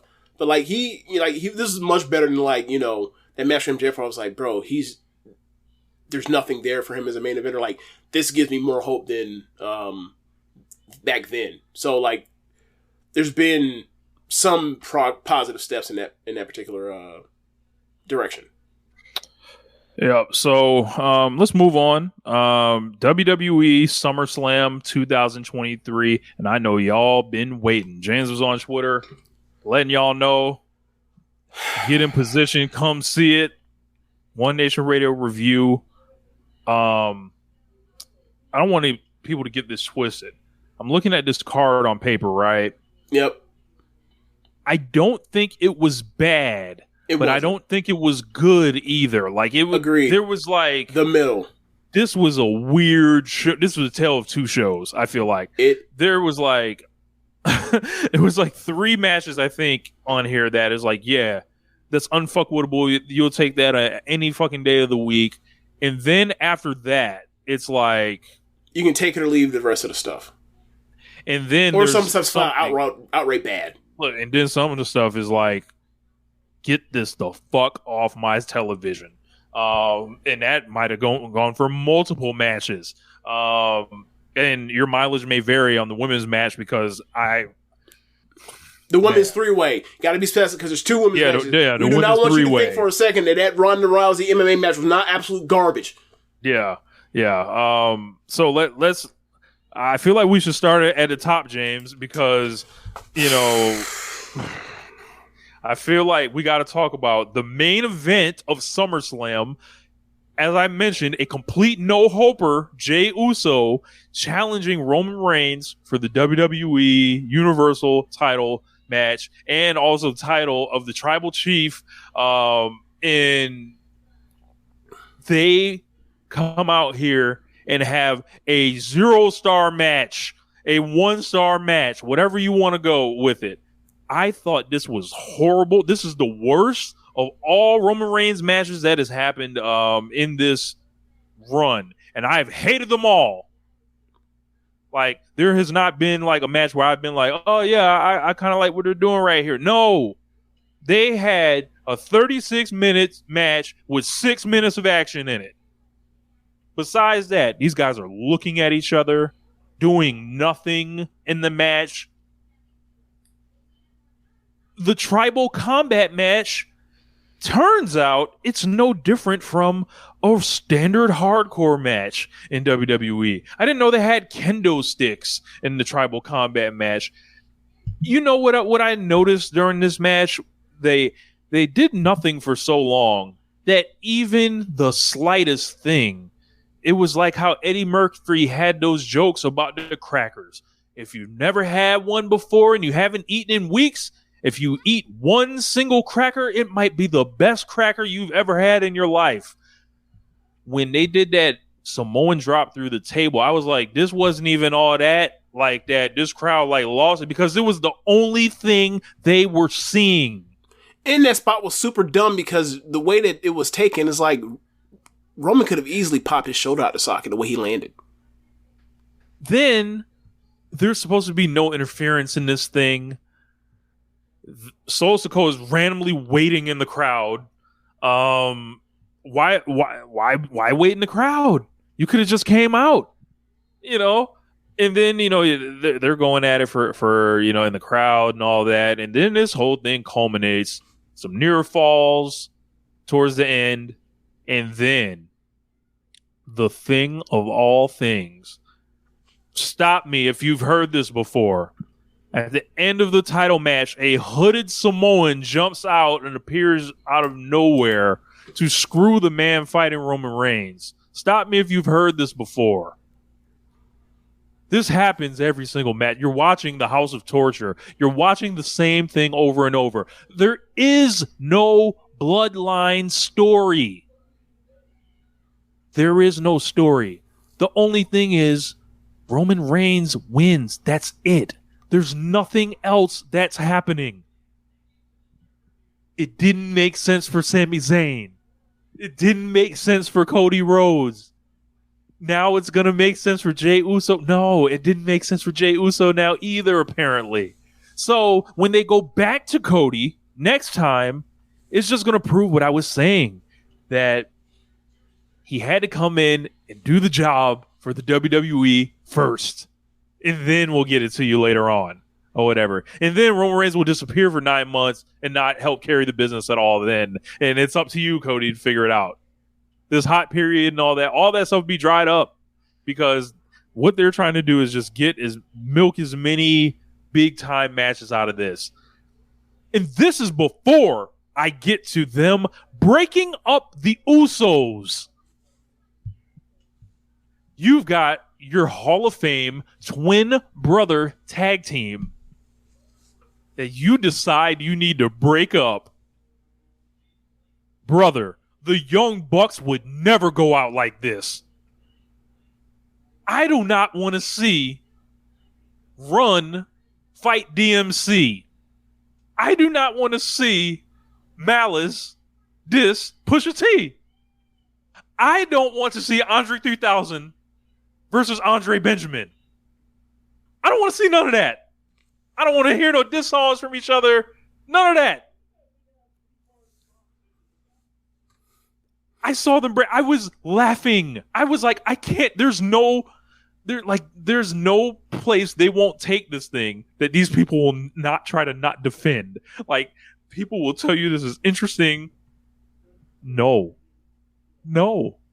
They passed whatever was going on with this. They're just doing shit. They're freestyling right now. They're on the mic like Supernatural, making it up as they go along. Craig G, Rhyme Fest. Who's some other freestylers? Blind Fury. They're making it all up. Swan. Recognize. I can keep going with these obscure early 2000 freestyle rappers. Idea. You know? Should I continue? But they break up the fucking Usos to spin this off into a program. And now the whole thing was like, why the fuck why did he turn on them last month? Like, Jimmy and Jay just teamed last month. What has happened in this time to allow this turn to happen? This is just like, Vince Russo would love this. He would be proud that his vision actually won, James. This shit sucked so bad. And if you like this, and there are plenty of people that do, right? Not going to tell you what to like. However, don't tell me this is great. at all, because I've seen both of these brothers get in the ring and get busy, and they've decided that's not the way.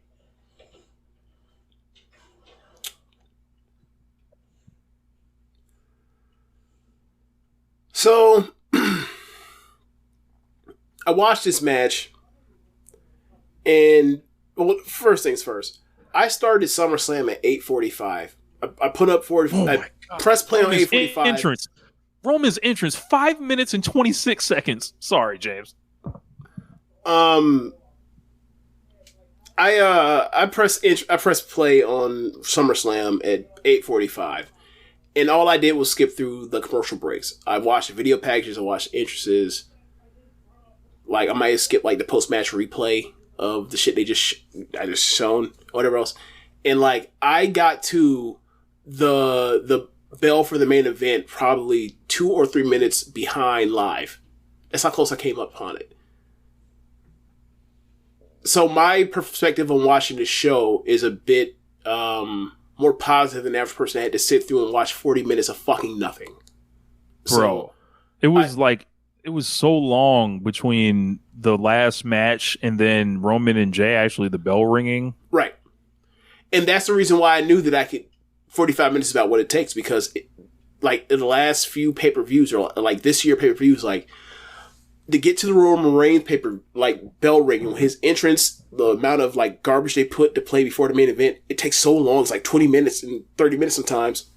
I knew that I had time to I don't want to watch this live. I don't want to sit through that bullshit. Let me just, start late, catch up. And I almost caught up live. So anyway, this match, it was like, how much time do we got? 36 minutes. And then they decided to like wrestle as if they were going an hour. WWE has such a bad, they've always had a pacing issue. They've always been the slowest wrestling compared to everything else. But, there's something in particular about these Roman matches in the last year or so that have just been like, yo, these things, like, they don't even get, like, into gear. Like, you get absolutely nothing except for making faces and people monologuing and just, like, people that are, like, obviously, like, talented athletes, like, looking unathletic because they're doing nothing. Mm-hmm. And then you get the WWE main event style just like goes in overdrive, and it just turns into just like your eyes glaze over because it's big move, kick out. The camera work portrays what's happening next all the goddamn time. So it's like, all right, cool. So like, I'm just looking at some of the stuff I sent to you when I'm watching. I'm like, camera work portrays that Jimmy's cutting off Roman's about to cut off Jimmy's tope. I yell out kendo stick. I figured it was an elbow shot that was coming. Camera portrays that Jay now has a kendo stick and Roman is looking right at him, but is going to run right into it anyway. And sure enough, runs right into the kendo stick as he was loading up for a spear, even though he's right in fucking in front of him. Yeah, man. There was a weird spot where like Jimmy, another one that just like makes no goddamn sense. Jimmy goes to the top rope and goes for a Uso splash that Roman punches with the Superman punch, which means Roman was on his feet when Jay jumped. Why did you jump? If he's on his feet, why would you try to splash upon him? What? Amazing. Where's the psychology? Yeah. So, yeah, man. Then you had, Solo involved, and like I did not know the rules of the Samoan combat match. I had no idea. I just figured it was a regular DQ match, because of the way it was going.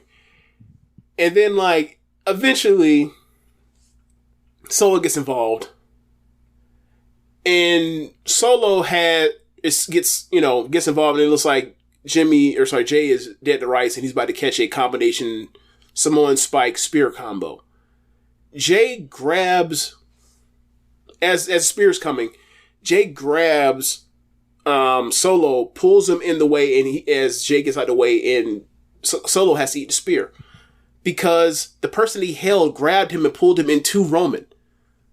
Minutes later, after this is all happening and Jay goes on his run,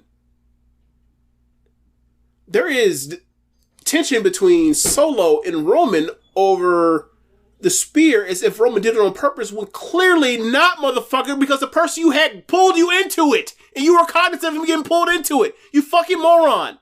Like, I'm tired of these people being so unbelievably stupid, bro. And this is coming from a person that I've been for months being like, the Usos are fucking idiots. Their characters are idiots. They've been manipulated by their cousin for years now, and they're going through all these emotional things, and they feel like they're stuck like in some fucking game they can't get out of and shit, like some fucking after school special. I'm sick of this shit. Yeah, man. So they start continue to have words, and now they have the words. What did Solo do? Go right back to being on Jay. What was the fucking point? Oh, to tease that they're going to have a match in like at Royal Rumble, probably. Great. You're planting the seeds for that will grow into a fucking, I don't know, a sprout in January. You're growing onions. We're in August, bro. Who gives a shit? You're growing onions. So shit stink. Then, as you mentioned, Jay goes on the run. He lays out Solo with the splash on the table. He goes on a run, and he hits the splash, and all of a sudden we know it's Jimmy the second. We see someone grab him. Yep. We see his shoes. Oh, you're wearing your ring gear. What? Oh my God. He didn't decide to dress up at all. Yeah. Like he pulls Jay switch out. Nothing up. He pulls Jay out, and as he pulls him while facing towards the camera side of the ring, and then what he does is he turns it all the way to put his back to the cameras, and then time stands still as this fucker then takes like 15 seconds to then turn back around and then let down the hood and let you know it's Jimmy Uso. Motherfucker, I knew that 90 seconds ago because it took you so goddamn long. Also, like, look, easily recognizable body shape, you know. Let's not even get into that part. Like, because obviously you got Jericho that does this shit where he dresses up like random Luchador X all the time, and then he comes out and shakes it off just for whatever else. But what I've never seen him do is hit the move while he's already facing the camera, turn his back to the camera, and then slowly turn back around like he's on a fucking display, like he's the new like the 2024 model Chevy on the fucking run on the pedestal that's spinning right at the expo. It's ridiculous. It's the J, the I, the M, the Y is Jimmy. Bro, I was so fucking frustrated with this thing. And then, obviously, he gets speared and he loses, whatever. But I was just like, yo, man, like, it's such a dumb reveal. It's such a dumb swerve. It makes no sense. It's one of those things where, like, people that were so invested in all this stuff, you do it. And then it's like, oh, so like everybody that has been like talking and championing like the best thing the WWE has done in a number of years at the main event level, like you just basically just send up a smoke. Like you just sent Scott Hall out there to counter prod Goldberg. Cool. You just did the finger poke of doom. Cool. You just shook Vince McMahon's hand at Stone Cold Steve Austin. Cool. You broke up the fucking Usos. That's another part. It's like, so they're going to have that feud. Oh, because I can't wait to see that after the last fucking sibling rivalry they had, after a big swerve like this. By the way, shout out to Stephanie McMahon and Nikki Bella for having a better match than Roman Reigns and Jey Uso. That had a fucking family swerve in it. This match was abysmal. This also is the worst SummerSlam match. That was a SummerSlam match, Rich. The worst of all their creative instincts putting together. Paul Heyman in the back, knowing he's stealing money. I refuse to believe that he believes this. All these people like Rich. I'm sorry. There was a moment in the match where Jay had the kendo stick, and this after he's got his ass worn out by the kendo stick, right? So they've already been cheating and beating each other forever. Yeah. Jay looks at Paul Heyman, and Heyman goes, please, no, don't think about it. We're already 15 minutes in this fucking match!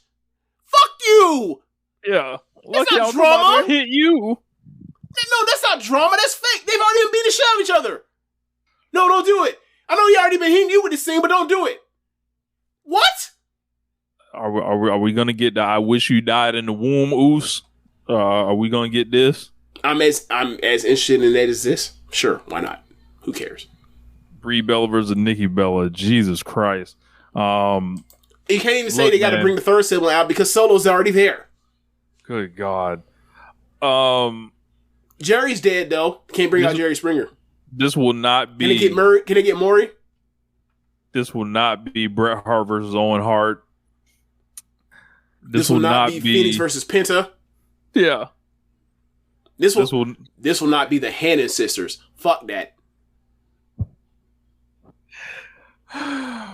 This is disgusting. When I saw this, I was just like, wow.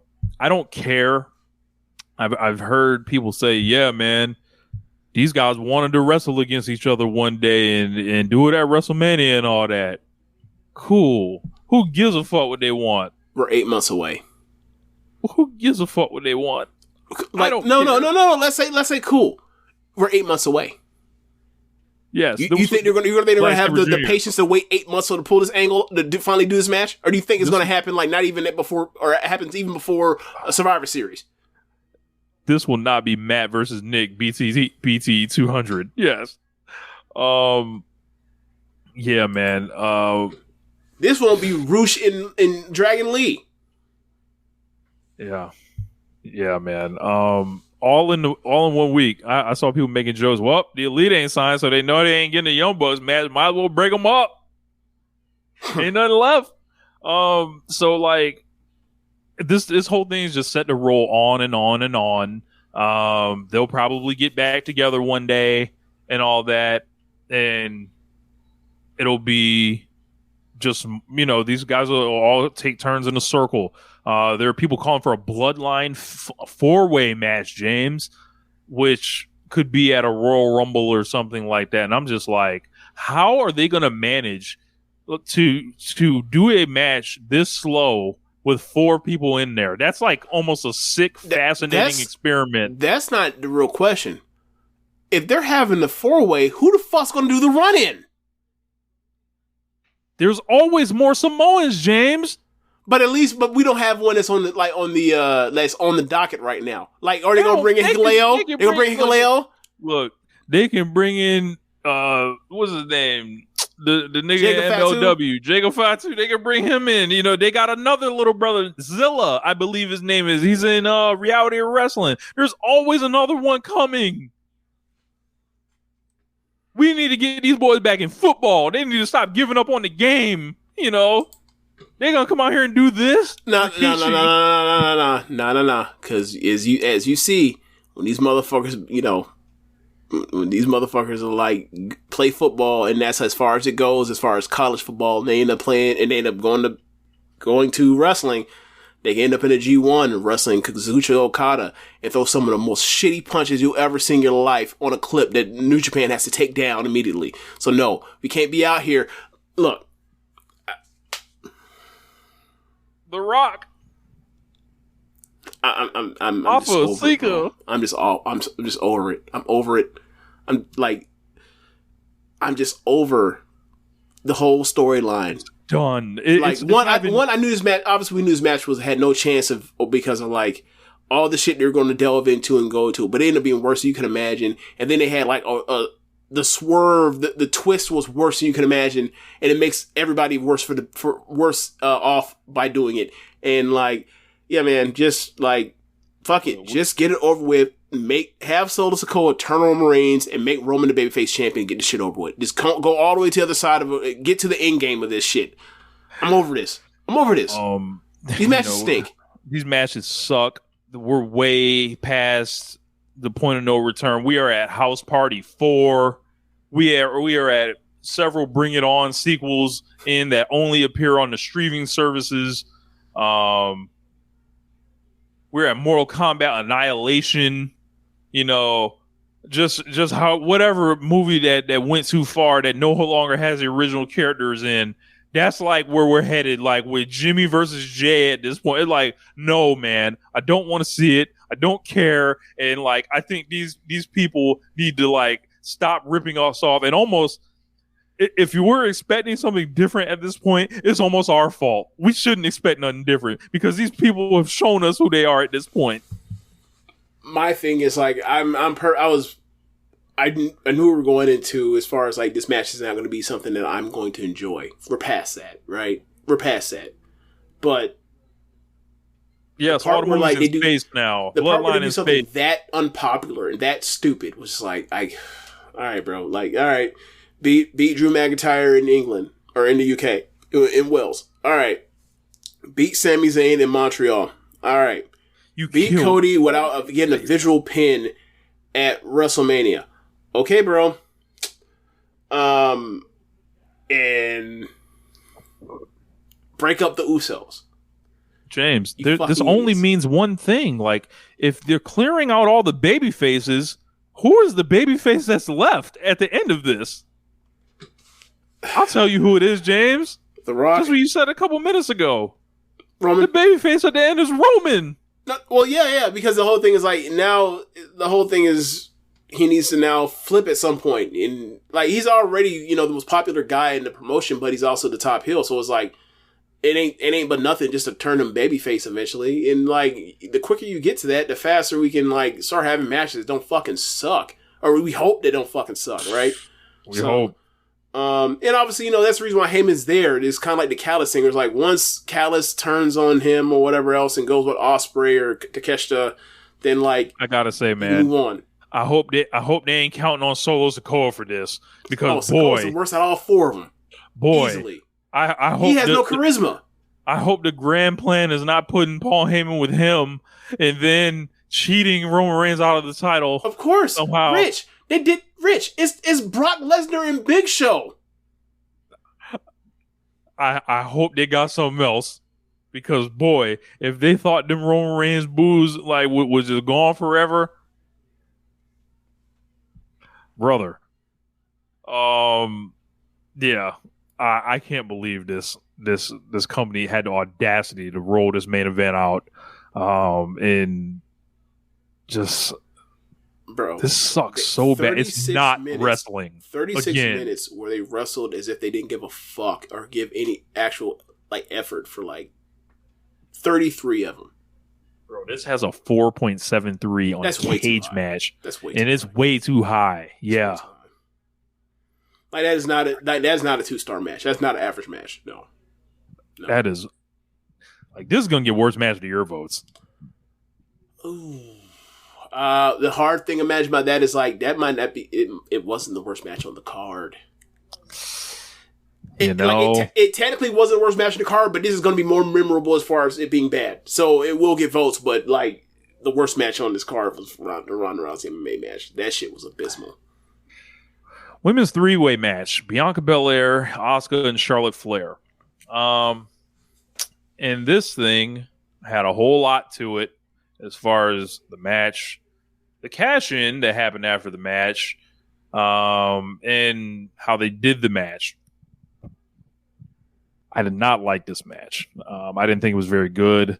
I thought that... I think there's one person in particular reason why, if you didn't like it, why it wasn't good. Charlotte Flair fucking sucked on Saturday. Bro, she sucked. Then the entire Bianca thing for me, immediately I knew that she was not hurt, because Corey Graves couldn't shut the fuck up, and because he's terrible at his job. When he said, "Oh, no disrespect, let's get back to the action on the ring," I was like, all right, this will work. Like, if you just shut up, you could have just let her sell and not say anything and then carry her off. I would have probably figured it out at some point rather than instantly when it blew the entire matchup for me. I don't think either of these three were all that over, like, going into this, and the crowd was just silent. They were putting a death slot. The crowd wanted to see Jay versus Roman, and they were put to go out there second to last. They didn't have really much coming into this, like nothing really strong holding it all together. And you could see like what happened after the match, and it's like this match almost was a sacrificial lamb. Charlotte had back-to-back horrible spots, like with the moonsaults and getting in the ring with she completely overshot a moonshot over the top. Yeah, she completely overshot a moonsault over the top from the top to the floor over on Bianca. Then gets back in and like with Asuka, and Asuka jumps off the top for like the jumping alley-oop DDT, and like Charlotte's like way too fucking far away, so Asuka can barely get a hand on her while being able to take the bump, and Charlotte just bad. Asuka continues to go through her career with no real signature win, and then Charlotte can't take the pin. They kind of did a creative finish with the mist and the roll up and all that. Asuka goes for or puts Charlotte in the triangle, right? So Charlotte's supposed to tease that she can get her up for the power bomb, but then struggle because of being worn out from the choke, and she'll go back down. Charlotte, her movement and everything looks so awkward that you can't tell what the fuck she's trying to do. Like, you think she just botched the power bomb. But what she was going for was, I got her up about the power bomb. Oh, I ran out of air. But it didn't look like that. It just looked like, oh, you fucked up the power bomb. And I was like, yo, this is. Yeah, I didn't like this match. And then because they're setting up for Bianca at one point, like Asuka gets Charlotte in the cross chicken wing, and like they have to fly down a certain way so Bianca can come out from a different angle to do the bounce off the rope backflip, jumping backflip thing, dive or splash or whatever else. And then you hear Charlotte just like for the second time on the show, just like yelling out spots like she's John Cena. And I was like, yo, this is. I don't recall. Look, the last 2 years she has not been good, but about once a year you can count on her to have a big match, right? And she had it at WrestleMania with Rhea, and you're expecting like something like that similar for two people that she obviously respects, and she stunk. She stunk out the joint. While those other two were actually wrestling pretty much to their standard. It was really like, yo, this is, I don't know what she's going through. And also, like, she's in better shape, aesthetically than she had been in, the last, like, let's say 2 years ago. Mm-hmm. So it's like, I don't know what's going on with her. I don't know what's happened. But, like, she looks like the Monstars that came through and hit her hard. Yeah. This whole thing, is built on Bianca getting hauled and carried away and then miraculously breaking through on the bad knee, collapsing, and then doing a 450 after. And this whole thing wraps up with Bianca winning the belt. And I saw this, I was like, uh-oh, they're gonna get her fucking turned on because, like, they already don't know what to do with Bianca. Like, newsflash type of performance, yeah. Yeah, like, I was like, all right, man, this is like why John Cena would get booed. Like they obviously don't know what to do with her. They have nothing interesting for her character or anything like that. Didn't take the DDT on the floor, though. I mean, this is close, but I mean, she did fall from the top rope to the knees first on the stairs allegedly. So that is, and then starts doing 450 splashes. Oh, get the fuck but here. the worst part of it for me was Graves or whatever, because like her selling wasn't like her selling was bad or anything like that. It's just right. I knew it was bullshit because of Graves, the way he sold it, or whatever. And it's just like, you are a bad commentator. I'd have to rewatch it. I didn't think of Graves, but I just knew immediately. I never thought for a single split second that it was a legitimate. Never did. Then the crowd pops for the title change, but the crowd then hears Io Shirai's music, and Io comes sprinting down that bitch like Charles Robinson. And the funniest part was Bayley was clearing a path. Move, get out the way. Hey, bro, like, look, for all this shit that's been happening with the stupid, or is Bayley fucking over Io because she's being so incompetent these times to cash in? Bayley put that shit to rest. She's like, look, I'm making up for all the fuck ups. She batting people. She booted Asuka in Charlotte with that fucking briefcase. Like, no, move out the way. You are not interfering. Hold this. Bow. Look, you might have. Look, well, this is what I'll say. You stupid. She might have been on. She could have been useful on that dock for whoever team she was gonna be on that particular day. Like they could have used her that briefcase. To come James Brown YO about to hit on what I was just about to say, man. Then, yeah, man. So of course, that's what a cash-in does. So Io gets in. Bianca never gets to her feet at all. Right. Because she can't because her knees are destroyed. Then they ring the bell. Io does a moonsault and 1, 2, 3, the champion. Yep.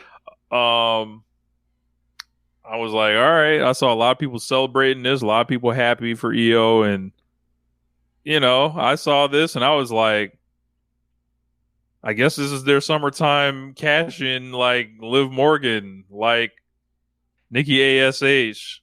Like Carmella, that they always do in the women's division. That we'll see how they book her going Carmella forward. Was a spring, but I get what you mean. Yeah.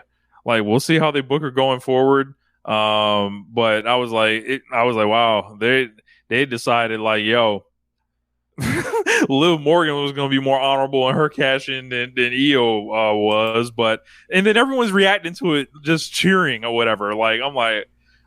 These scoundrels, people always cheer for title changes. That's how it works. Like these scoundrels, and then they bring what's her name out, Dakota Kai, and it's supposed to be like this moment between these three heels that do nothing but cheat and all and be disgusting. And I guess Damage Control finally got to Bianca. They finally got their comeuppance on Bianca. What? Because I don't know about dancing that. In the rain. I think it was Triple H. Curtain call brain. That's all that was. They're all dancing in the rain and celebrating and shit. And I'm like, all right, we'll see where it goes. Like I know what he was going for, but like this is not getting added to like the meme to clown on Cody for finishing the story. No story was finished or started or finished in this. No. Yeah, I was like, man. I was like, this is kind of weak. So like I didn't really particularly go crazy over it, but I'm happy for it because that means I'm going to once they do the match or whatever else, and like that the end game is like, okay, Io's going to win. It's like, all right, so Charlotte's about to dip out this bitch and not be seen until like Royal Rumble, probably.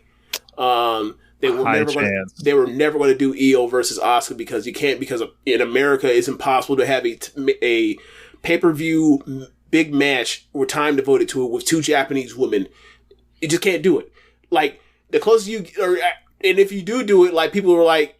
Will be like, yeah, the match was really good, but like I just wish it was just wasn't enough. Like I like the match, but I just wish they weren't both Japanese for some fucking reason. Weird. Yeah. Like when the Mizunami and Shida match that they did, right? Yeah.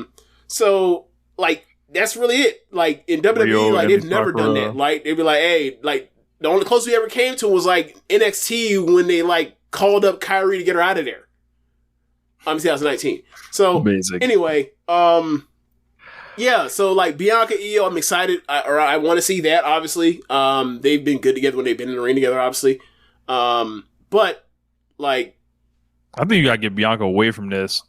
Like, yeah, you gotta beat. Oh yeah, but that's what I mean. Like, get her away from this. Like, someone's gonna interfere and beat her, and then that's gonna carry her away from the title. Like, probably like Charlotte's gonna show up and like cost her a match, some shit like that. And then they finally do the singles match they want to do with him, and then like Io will be the champion without having the billing because the match will be for Charlotte and Bianca that people will care about with the women's division.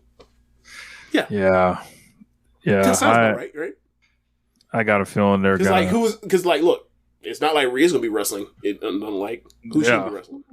She's a manager. I don't know who needs to hear this, but has she wrestled since Rhea Puerto Ripley's Rico? a manager. Has she defended that title since Puerto Rico? Brother, I have no idea. Maybe like some match on Raw that like she might. Quick. Like basically what I'm saying is like she hasn't wrestled anybody that's like a threat. Yeah. Like we ain't gonna do her versus Becky. That would be a match that people want to see. World Heavyweight Title match: Seth Rollins versus Finn Balor. Once again, the Seth Rollins Falcon Arrow rule comes into play. Yep. At least this time it was like the first Falcon Arrow that was on the floor as opposed to the one that's the one that's the superplex into the Falcon Arrow on the floor or on the mat. I mean, so like at least started like 2 minutes earlier or a minute earlier. Yeah, I thought this match had its moments. I thought there were like hot portions of the match, but I'm like, man, if y'all could just like, could y'all keep that part and then like get away from all the Judgment Day hoopla and the Dom and the Rhea stuff coming out and the Damian Priest coming out with the briefcase and swinging the camera to him. Finn Balor. We have to make him like the biggest dumbass in the world. Yeah, man. I thought this was decent, like at some of the, some of the work and all that. But I'm like, man, if you just leave these guys out there, as fucking goofy as this story is, the 7 years ago shit, and Balor comes out with the fucking 7 on his thing, just hilarious. But you leave these guys to kind of do their thing, and it was kind of enjoyable. But I got taken out of it with the Priest stuff, and then like I literally had the same look on my face that Damian Priest had when the finish of this match happened. I was just like, dumbass. Yep. Yeah. So I think the wrestling in this match was done, and the work in the match was done a disservice by the stupid fucking story and all the stupid stuff involved with the bloodline, with the Judgment Day, with Balor being this insecure, obtuse dumbass that can't listen or is too stupid to like listen to what Priest is saying to him. Priest comes out there and literally gets on the apron to hand Balor the briefcase to use to clobber Seth Rollins with the briefcase as Rhea and Dominic have the ref taken. Priest literally says, take the briefcase and use it. Balor says, get out of here. You're in the way. You're going to interfere in the match or whatever. And I'm like, do you not understand English? I thought in Ireland they speak English.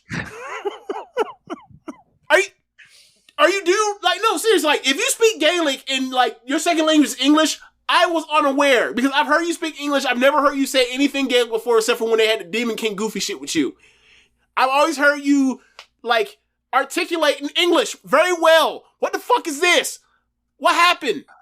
Did the Tower of Babel just come upon us? You can't understand nothing? I guess the rule when either Finn Balor or the Demon is in a championship match, he has to look so incompetent to not win. I don't know whether him falling off the rope in an act of God was worse than what they did to him here. Okay. You still have to go with the Demon because that man like crumped like the clown. Yes. Yeah, like he was like Chris Brown waking up. Whoop! Like, all that. Anyway. Yeah. But I was just so frustrated with this whole thing. I'm still frustrated. It was like, they're going back to SummerSlam 2016 and about how he won the match. Balor won the match, but his shoulder got torn up and Seth Rollins made fun of him, so he's still furious and wants to shove it in his face. But they've had a feud in between this 2018 in the spring, and none of this was brought up. So it's like, that was the time to do that. To bring this up now after you've already had confrontations is like, it's so disingenuous and it's so bullshit and it's so, we have no ideas of what to make this thing, so let's just pull on old stuff and call it long form storytelling. What it's like, no, because if long form storytelling would have been, if you had mentioned 2018 and brought it up again. So he comes out and he has, another part that made it also just pull me further out of it was, Balor has the face paint stuff and does demon gimmick stuff with the paint and has done that for years. We know what the paint looks like on his body, on his skin. He comes out and has on his shoulder the word 7, and then in between it is like purple where the scar is from when he had his shoulder worked on. Michael Cole, this fucking gutless, I don't know the right way to insult him, but the idea that he with a straight face on commentary went to tell us that Finn Balor had the word 7 tattooed on his shoulder and that was a tattoo infuriated me. It's clearly fucking paint. Yeah. It's clearly fucking paint, because if you've ever seen that guy with paint on, that's what it looks like on his skin. It's not a fucking tattoo. And also, if you want to go with the part where like it's a tattoo, he had it tattooed on him, backstage, there's props and effects to do all the magic tricks that WWE does with all types of with the fire extinguishers and the magic stuff they do and the Undertaker disappearing acts, all this shit over the decades. You can find makeup artists who have tattoos look like tattoos, like ink on your skin. These cheap motherfuckers. They didn't CGI that shit on him. I was done. And then the match happened, and I was like getting into the action they were having because they're two excellent wrestlers, and they were in there for the time they had. Once they got in the gear, it was really fun to watch. And then Priest and Dominic and Rhea came out there, and then it just like it turned Finn, and then Finn Balor immediately like turned into a dumbass, and it just ruined the match for me. So like for a lot of people, I think they liked this match more than I did, but like I was just like I was over it, and I was like this thing for this company.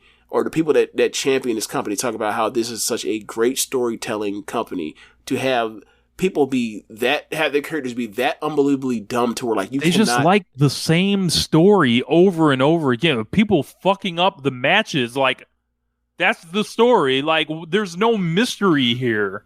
Rich, we just got done talking about Bailey fucking up cash-ins for EO over the past month or so. You're right. You're telling the same stories for different people all over and over and over. It's just at the same in short session at the same time, happening at the same time. Like yes, it's a story, but it's not unique. It's actually a trope because they do it so often. Like, do you just not? Do you have the memory of a goldfish? What is this? So like, yeah, man. Like whatever, man. I don't know what Seth does next, but like, he better not be wrestling Balor again. It better be fucking over. That gotta be it. And the one saving grace to this thing is that Balor is a heel, so at least like he doesn't like he looks like a plate of piss, but at least he's a bad guy. If this was a babyface this happened to, you would have to like take him off TV for months to rehab him. And this has been the end of like whatever. Like, oh, he's in the title scene. No, the fuck he's not. This is the end of your character. It's like the end of the line. Like yeah. Like Jack Perry, oh, this is the end of the line for you. We gotta turn him. Like, yeah, shit like that. Intercontinental title match: Gunther versus Drew McIntyre. They only had 13 minutes to do their thing here. You could have fucking gave some of that time from the main event to this, or you could have put Becky Lynch and Trish Stratus on the show. True. Yeah, man.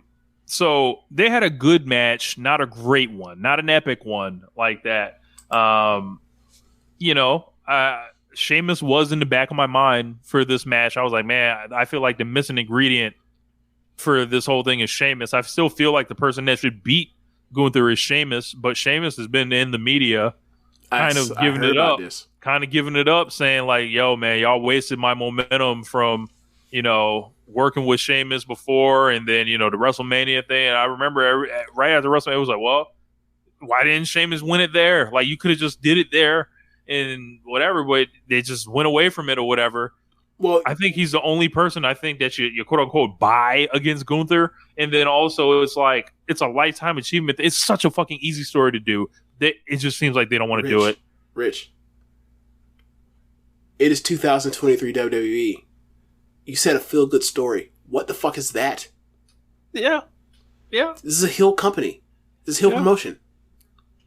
Yeah.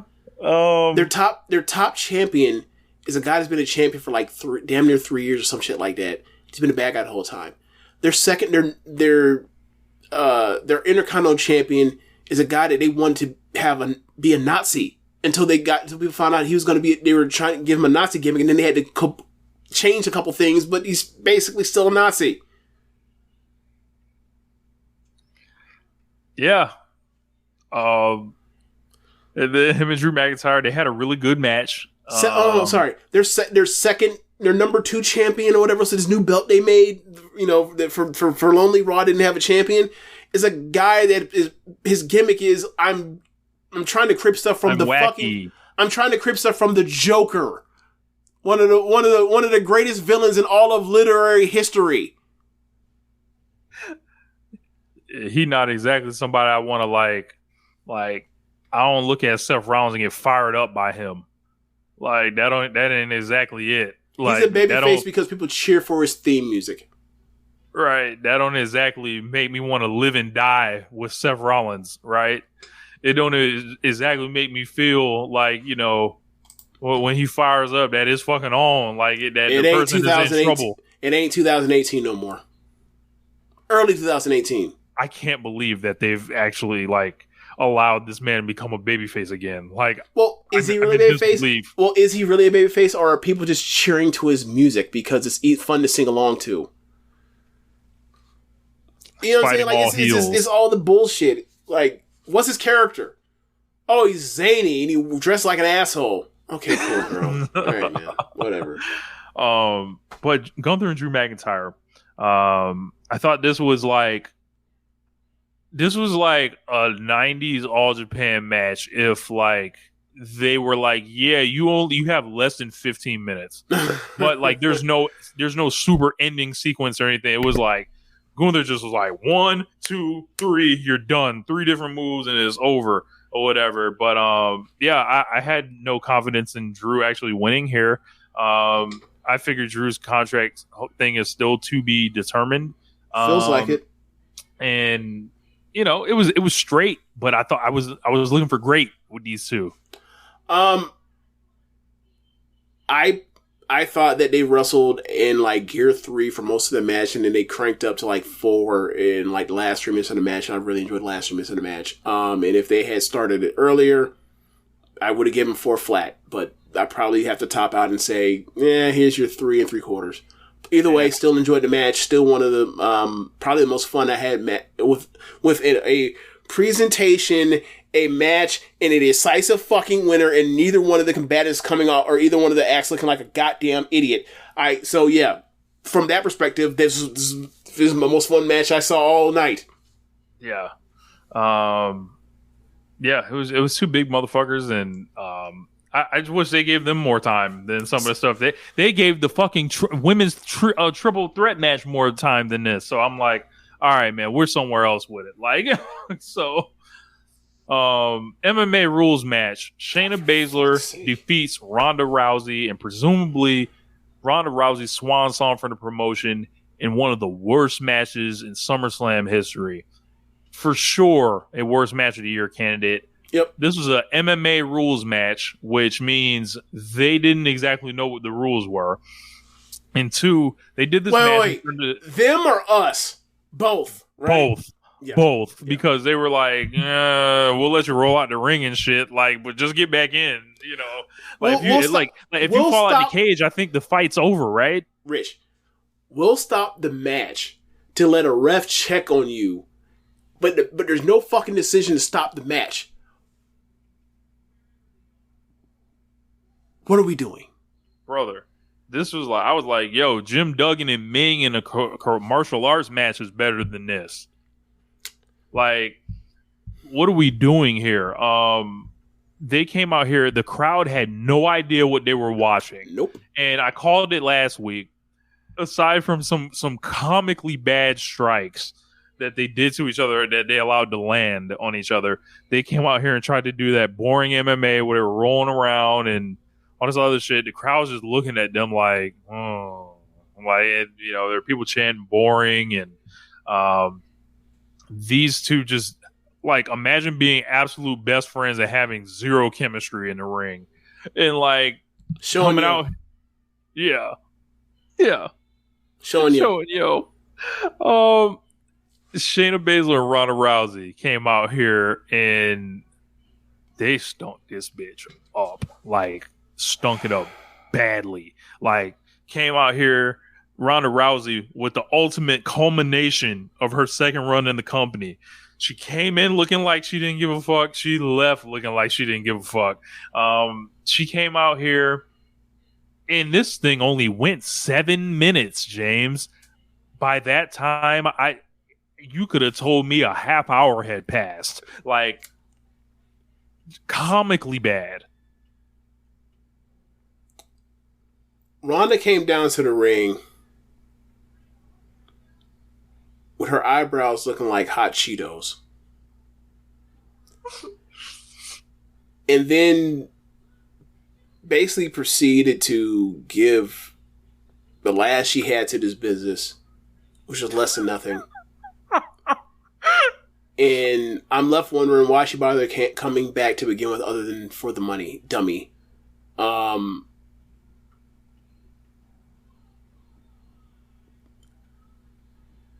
never want to hear from her or see from her again in any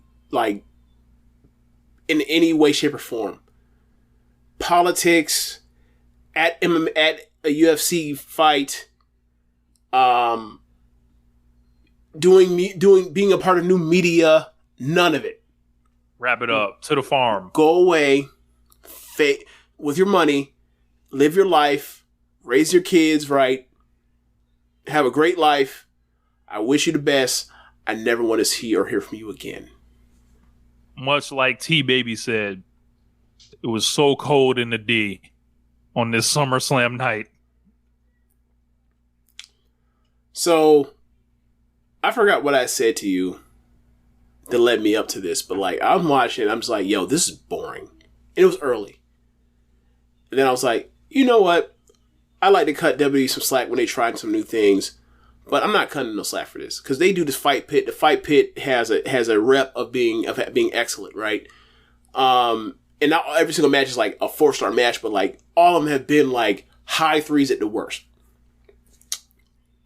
They went out here and put on this fucking stinker. They thought they were doing UWFI. So, yeah, and I was like, you know what? I'm not cutting them no slack. Fuck them. I'm comparing this shit to the Shuri versus Konami UWF rules match from Stardom pay-per-view back at the end of 2021. I don't care. Rich replied to me, you bitch, LOL. I was like, no, fuck them. If they want to go out there and try to have a different rules match or whatever else and do it wrong and be boring and all that kind of shit and then make people think that like you can't do this shit at all. It just doesn't work for the modern day audience, blah, blah, blah, blah, blah. Fuck them. They're wrong. I've seen people do this. Look, Glate does this shit all the goddamn time. Now, don't be wrong, a lot of them Glate matches or UWF matches are snoozers, but I've seen Shuri have consistently good UWF matches. Now, I haven't had her seen her have some fucking classic whatever else, but you can get a 3.5-star match easy out of the UWFI. They didn't know what to do. They did one head kick and Ronda sold it as if like Holly Holmes hit her, rolled out the ring and shit and all that shit. And it wasn't even a solid kick to the head either. It kicked it like... shit fell like a tree in the forest, like how she sold that shit. Whatever, man. Match stunk. Felt bad for Shayna. But then again, I thought to myself, you know what? When was the last match I really enjoyed with Shayna? It involved a Japanese woman. Oh, never? Okay, whatever, man. Rhea. That's it. Rhea. So here I am, right? Looking at Ronda Rousey's last match in the business, right? As you mentioned, this is the last thing that she had to contribute. So I'm like, man, is she gonna put her friend over? All right, Shayna's gonna win. I was like, hold on, you didn't even tap out to your friend. You couldn't tap out to her. You had to pass out. Yeah. Oh, but Rich, it's a funnier story. Her last 3 MMA rules fights, she's been put out. Her last 3. Holly Holm. Some say that this is congruent storytelling. Yeah. So my question is this, right? Now that Shayna has beaten Ronda, that means she's going to be in someone's title scene. Who is she facing? EO. Are they on SmackDown? I have no idea. All right, whatever. I have no idea. No idea. LA Knight wins the Battle Royal. Fun. Or cool, whatever. Like, does it make good for the fact that he should have won Money in the Bank, and the same thing will happen with, like, the Puerto Rico show, where it's like, the people that should have won in Puerto Rico, or whatever else, or did well in Puerto Rico, they get rewarded with Money in the Banks, and this is the same thing. Like, oh, we probably should have gave you the thing that gives you a chance to cash in for a title shot anytime, anywhere for a full year. Well, brother, you're going to win this mid-card Battle Royal. Good for you. What does it mean? Absolutely nothing. Yep. You get a pop. You get a pop in front of 50,000 people. That's it. You get to be in a Slim Jim commercial. So cool for you, LA Knight. admittedly, limited abilities. He's making the most out of it. So, I gotta say this though, man. I watched an interview from this guy the other day, and I had a conversation with someone, and I was like, how can any person in the right mind get upset when you say that he's ripping off The Rock? That's what's happening. How are you upset at facts? Like this, why does this hurt you? We're like, yeah, man, this is what he's doing. Like, that's the point. But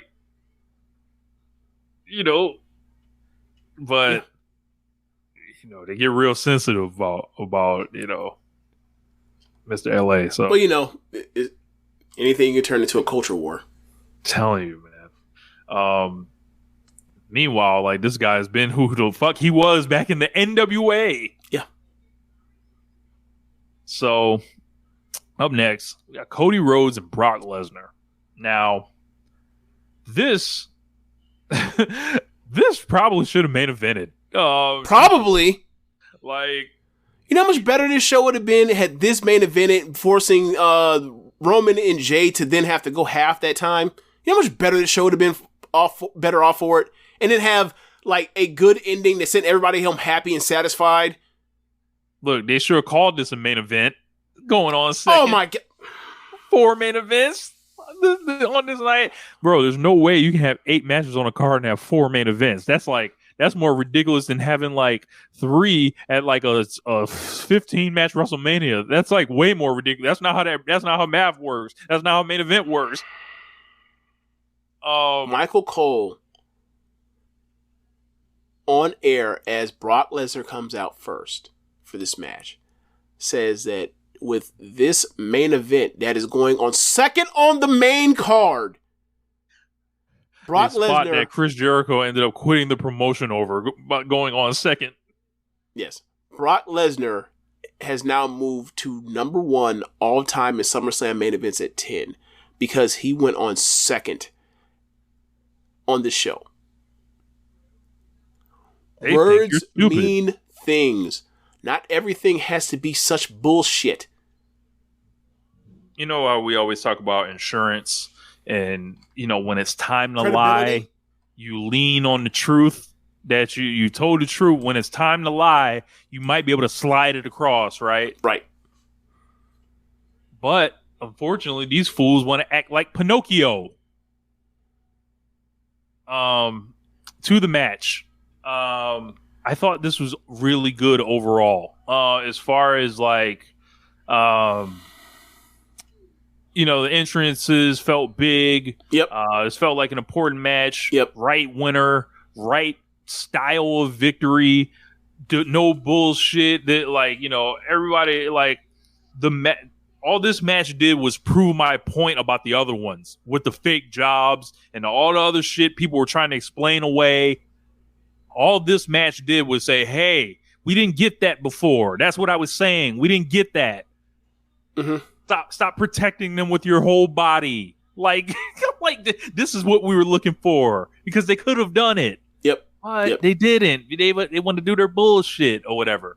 Because American professional wrestling is riddled with no one ever being the top guys, not putting other top guys over and then doing in return to build story. That's not what they do. And yeah, so that's why you get the bullshit finishes and the garbage fake injury and all that kind of stuff. So for me, I've said it before, I'll say it again. I'm fucking over Brock Lesnar matches. They're all the same as far as their layout. The match starts hot.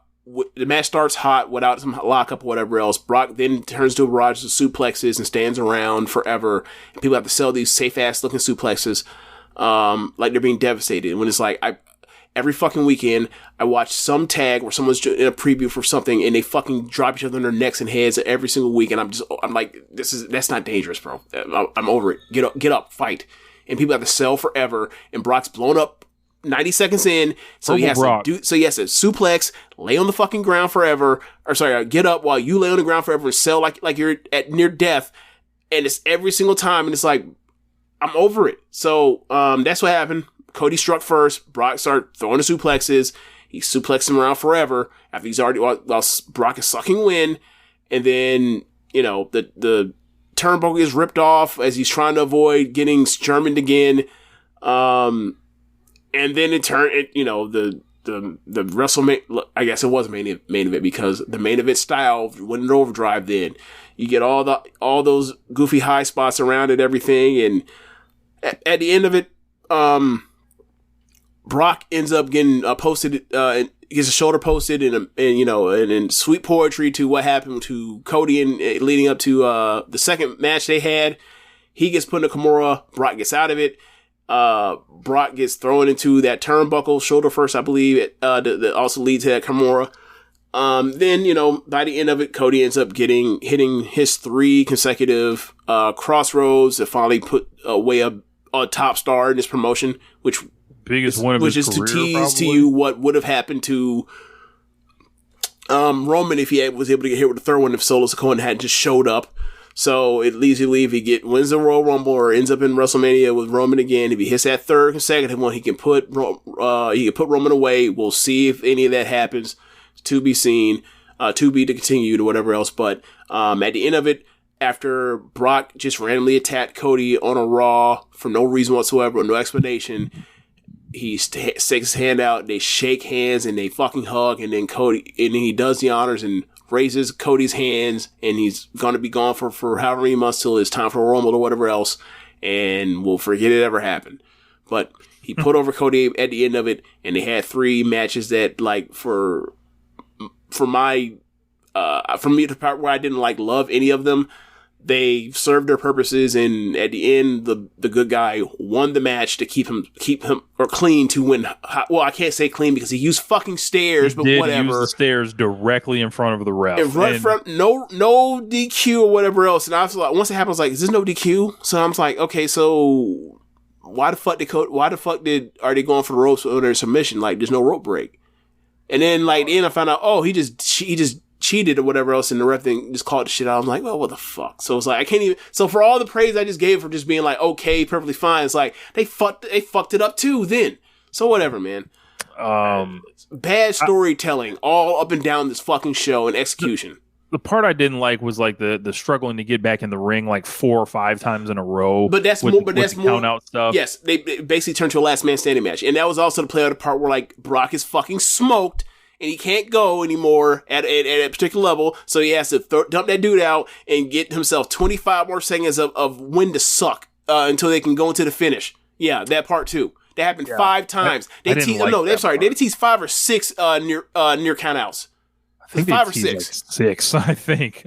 And then Michael Cole's yelling, stay down, and all this other shit. Like, it's too over dramatic. I like the beginning of this match. I like the end of this. And, overall, and I like the post match. And I was like, yeah, just go with him. Like, Cody's, the way he got his reaction, I was like, Roman Reigns never got this kind of reaction as a babyface. You see what happens when you turn him heel and you kind of allowed these other people to like crack the code on being baby faces. Like, it kind of would be smart to like not run through them all. Unfortunately, they ran through them all. So I don't know what Cody's doing forward. Going forward, we of course record this on Monday night, so I don't know what happened on Raw. What his stuff is going to be during the fall season. I'm Cody. My back hurts. I'll see y'all at the Rumble. Holla. Like, that would be me. Cody's a little bit more honorable than I am. So he's probably going to show up. If I'm him, I'm like, I better never be on the same screen as Seth Rollins until after WrestleMania 40. Like, and the thing is, it's like, if Roman's not defending that belt, right? It's like, you got to keep coming up with reasons for Cody not to go after Seth Rollins and the fake title. Yep, that's true. Do you do just him and Gunther? Like, you got that just sitting in the back pocket? Is that even worse? Call back from the Rumble. Is that even worse? for the IC belt, right? You can't do that, so he's boxed out of that. So it's like, all right, what we gonna do? You gonna do Drew McIntyre? You gonna let Drew turn on him? Turn Drew Hill on the way out? I mean, you could. Like you could. Like it's an easy job for somebody to do to him. So maybe you go with that. Yeah, could do that. Hell, make it a cage match. Yeah. You saw what that Wardlow cage match went. You imagine Drew McIntyre's on a whole nother level from Wardlow. Yes. The opener of this card, Logan Paul versus Ricochet.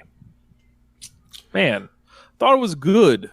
I thought it was going to be better, though. I felt like, you thought that they were going to actually let them go out there and do all the cool things that they were going to do instead of just, go out there and waste time and no urgency for the first half of the match? That's what you thought? Yeah, man. No, you got to tell stories, brother. They felt rather. You got to show him that he can actually wrestle. That he can, do some moves.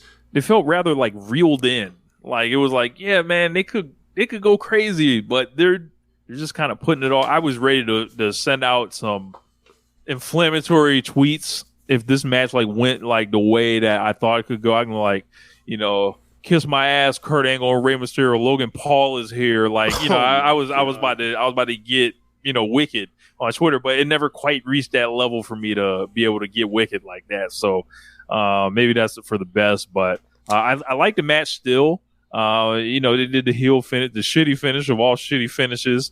The stole it from MJF, the brass knucks, like the ring or whatever. But I thought these two had a little bit more to give. But I don't judge Logan Paul like I judge celebrities. I judge him like a wrestler.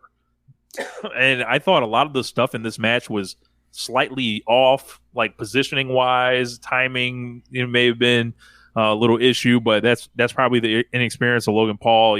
Just coming out a little bit here. I thought they have a better match in them.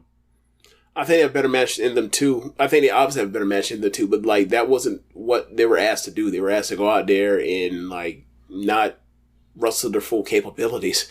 So they went out there and they didn't wrestle their full capabilities. I would just like to say that even while not doing everything they could do, the stuff that they did as far as high spots, Logan Paul did not hold up his end of the bargain as far as execution. The butt shot lariat from the outside to the floor did not look good. That was his fault. The springboard or the Spanish fly where they landed and he was going to fall on his ass and not for Ricochet on his feet. That was also bad too. He's not experienced with this. And the more they keep asking him to do this crazy shit, he's not getting experience by doing matches in front of live crowds. I think they're asking for trouble. It's going to be some big botch, and he's going to be out there with someone that's not Ricochet. He's going to bust his ass, and he's going to hurt himself or his opponent. Luckily that didn't happen, and I hope it never happens. But if and when it does happen, I'm going to be like, I this wasn't hard to foresee. So what you saying is don't book him with Luke Menzies? No. What's his name now? Luke Menzies. Riddick? No, not Riddick Moss. Ridge Holland. Ridge Holland, yeah. Yeah. Oh, don't book him with him. Yeah. I mean, I've seen him drop two of my favorite wrestlers of all time on their necks, so. But yeah, that was SummerSlam. A like this kind of affair. An inconsistent show. Yeah, and it was I thought it was gonna be. I thought they had more here, but they've had so many better pay-per-views this year or in the last 12 months than this. If it were to be the third biggest show of the year, to be out here giving out you something that's just an okay show was that left me underwhelmed. Yeah. To see this, I was like, man, by the end of that main event, I was like, yeah, man, we this is a good old fashioned stinker. And a main event like that will do it to you. And I was on a timeline, and it just was reminiscent of some of the more bad nights in WWE history, which the jokes start going crazy on Twitter after the pay per view. I I can't recall a more universally disliked like finish, not because of who won, but because of the swerve. Like, nobody wants the Usos facing each other. No one wants to see that. Yeah. No one wants them broken up. Only Vince and Triple H, because they're fucking heel bookers. Yeah, this is what does Jimmy or Jay get, what does Jay get out of this? Like, he overcomes Jimmy, is he going to get another title match? No, you're not the tribal chief, right? Yeah, man, not seeing it, man. But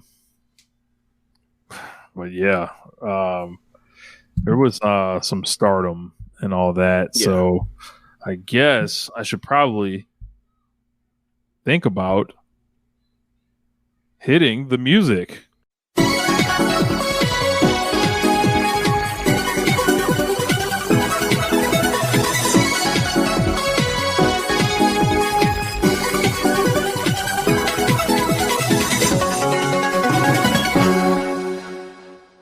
Stardom. Okay, so nights 4 and 5 of the Grand Prix from this past weekend, were uploaded today. Have not got a chance to watch them. We're going to be talking about the July 29th and 30th matches. So it's like 5 matches. So this will be quick. Julia versus Hannon. Last year, Julia gave Hannon nothing. She just steamrolled her, beat her ass, stacked her, and pinned her, right? This match was actually competitive of this person is outclassed, but she has a chance to, get a roll up, a near fall, be able to escape the finish as she's clearly looks like she's going to be doomed to eat a finish and, slide out, survive, too, second life. What were we saying? Yeah, she got a kick out too on Julia that Julia was quite pissed about. Yes, she also kicked at one. There's also a spot where Hannon was setting up, and got to a point where she was setting up to go for her backdrop driver finish, and Julia slipped out and hit her with her own backdrop driver to keep the match continuing. But at the end, Julia gets her up and hits her with a glamorous driver and gets the win.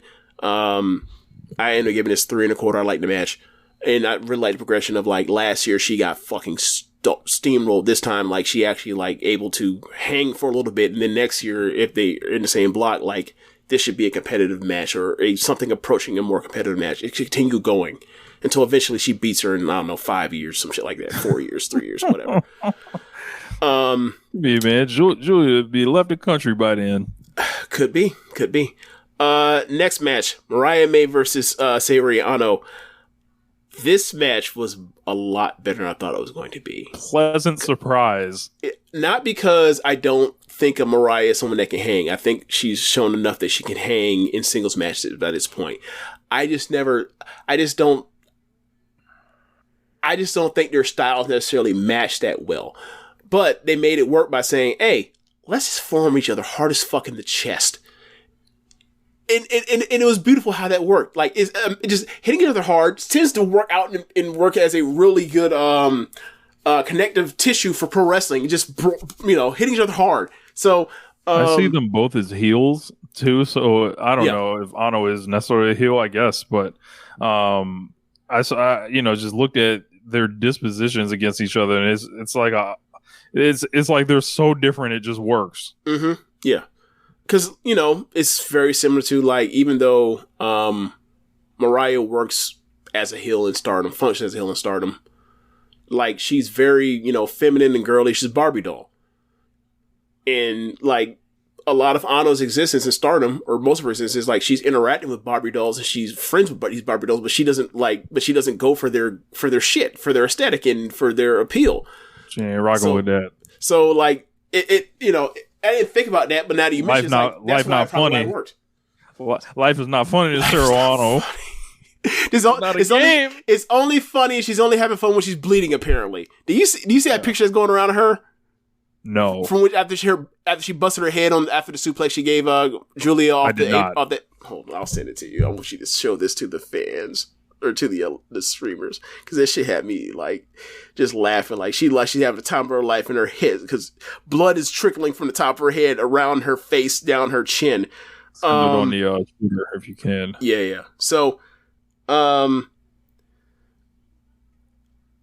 keep filming for a second. I can't multitask like that. Be able to tell the match and also find this photo. Sorry about that. But yeah, I like this match. Like I said, it was a pleasant surprise. Seeing these two. I think they were on early in the night, so it was like, oh, when you're watching tournament wrestling, like there's like matches that you don't necessarily circle that kind of jump out at you a little bit. I would say this is one of those, for sure. And the more like Ano matches I'm seeing, I'm kind of getting to learn her style and like what her vibe is, and I'm liking it a lot. And I think Mariah May started the tournament pretty strong in the two matches that I've seen. Yeah, same. So, match is, as I mentioned, lots of heavy striking, lots of chops from Mariah lighting up Ano's chest. Ano's chest like lights up bright red. So ultimately the match turns when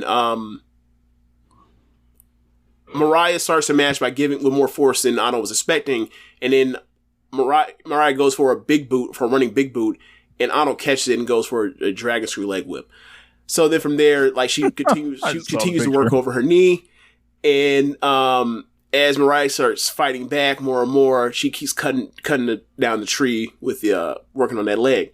Look at that smile!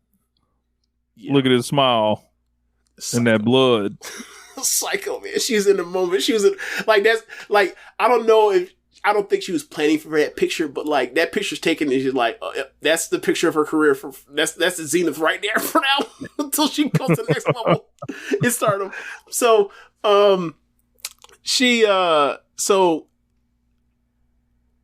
Mariah gets desperate, tries to get her out of there with a finish. Nothing doing. Ano then slaps on only thing I can describe as a combination submission that is one part knee crank, one part arm bar, and one part leg choke. I don't know what the fuck it's called, but she's tied up like a pretzel, and the only person I can think of like maybe it's some shit that like Saber's done that I just forgot that I've seen him do, but like it was so elaborate. And I was like, yo, what the fuck? And, when Stardom on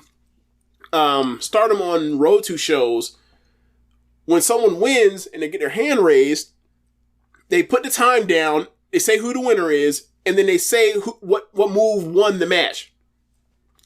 That shit said Saori Ano, time, and then the move where you see the move, it says unknown. What the fuck is that? Unknown. She didn't even be like, what is that? I don't know. I just made this shit up. This is shit. I was like, yo, she put you in that unknown. She impresses me the more I see her in Stardom. And I'm just like, I want to know what the ceiling is when it comes to this with her. And she had that great match with Julia, but I think I'm interested to see where she tops out at. Obviously she's yet to face people like Mina, like Utami, like Micah, but like I'm more interested in her tournament going forward now than I was before going initially into the tournament. So yeah, and Raya, another good ass match. So then the main event of the 7/29 show, Mina versus Mirai. Yes, sir. And they doing what I want. They doing what you want. Mina gets the big win over Mirai. She drops her with a figure 4 Mina driver Mina. And this match was damn good. Big lariats from Mirai as usual. Worked over Mina's arm to then soften her up to get the Miramare, the Kimura. Mina, as she's, struggling, she gets back into it with targeting the head and neck with big DDTs left and right. I think she may have hit like 8 different versions of DDTs in this match. She put it on Mirai's neck. There's a point where Mirai gets her up and goes for the bridging German, and she has to she has to give up because her neck is so damaged from the fall, and she couldn't get the pin. And then Mina takes advantage and gets her up, and it gets the as I mentioned, the figure 4 Mina driver and or figure 4 driver Mina, and 3 3/4. Really enjoyed the match. Know they have a lot more left in the tank, and they're in the middle of really good tournaments, starting out strong with 2 matches in for both of them. Yeah, this is the way this one needed to go, because obviously we all saw what, the booking shenanigans. Yes, the booking shenanigans necessitate they wrestle their way out of this shit. Yeah, like to make this seem like this error, like, make it right, essentially. And whether that leads to Mina getting the belt back, who knows? Yeah, we'll cross that bridge when we get there, right? But either way, like, they got themselves a hot match, and people that are watching this thing knows the machination or the strings that were pulled to have both of them have that title, and then lose it or whatever else, and then set the whole thing up from Tam to then put it on to Mariah's. Like, so y'all were ducking smoke, thinking that Mariah's gonna get rejected. Like, nah, man, she can out wrestle that shit over here. So, like, don't hide from it. Go out there, build up a match. Let her go ahead and earn the fans' respect if they love Mina so much.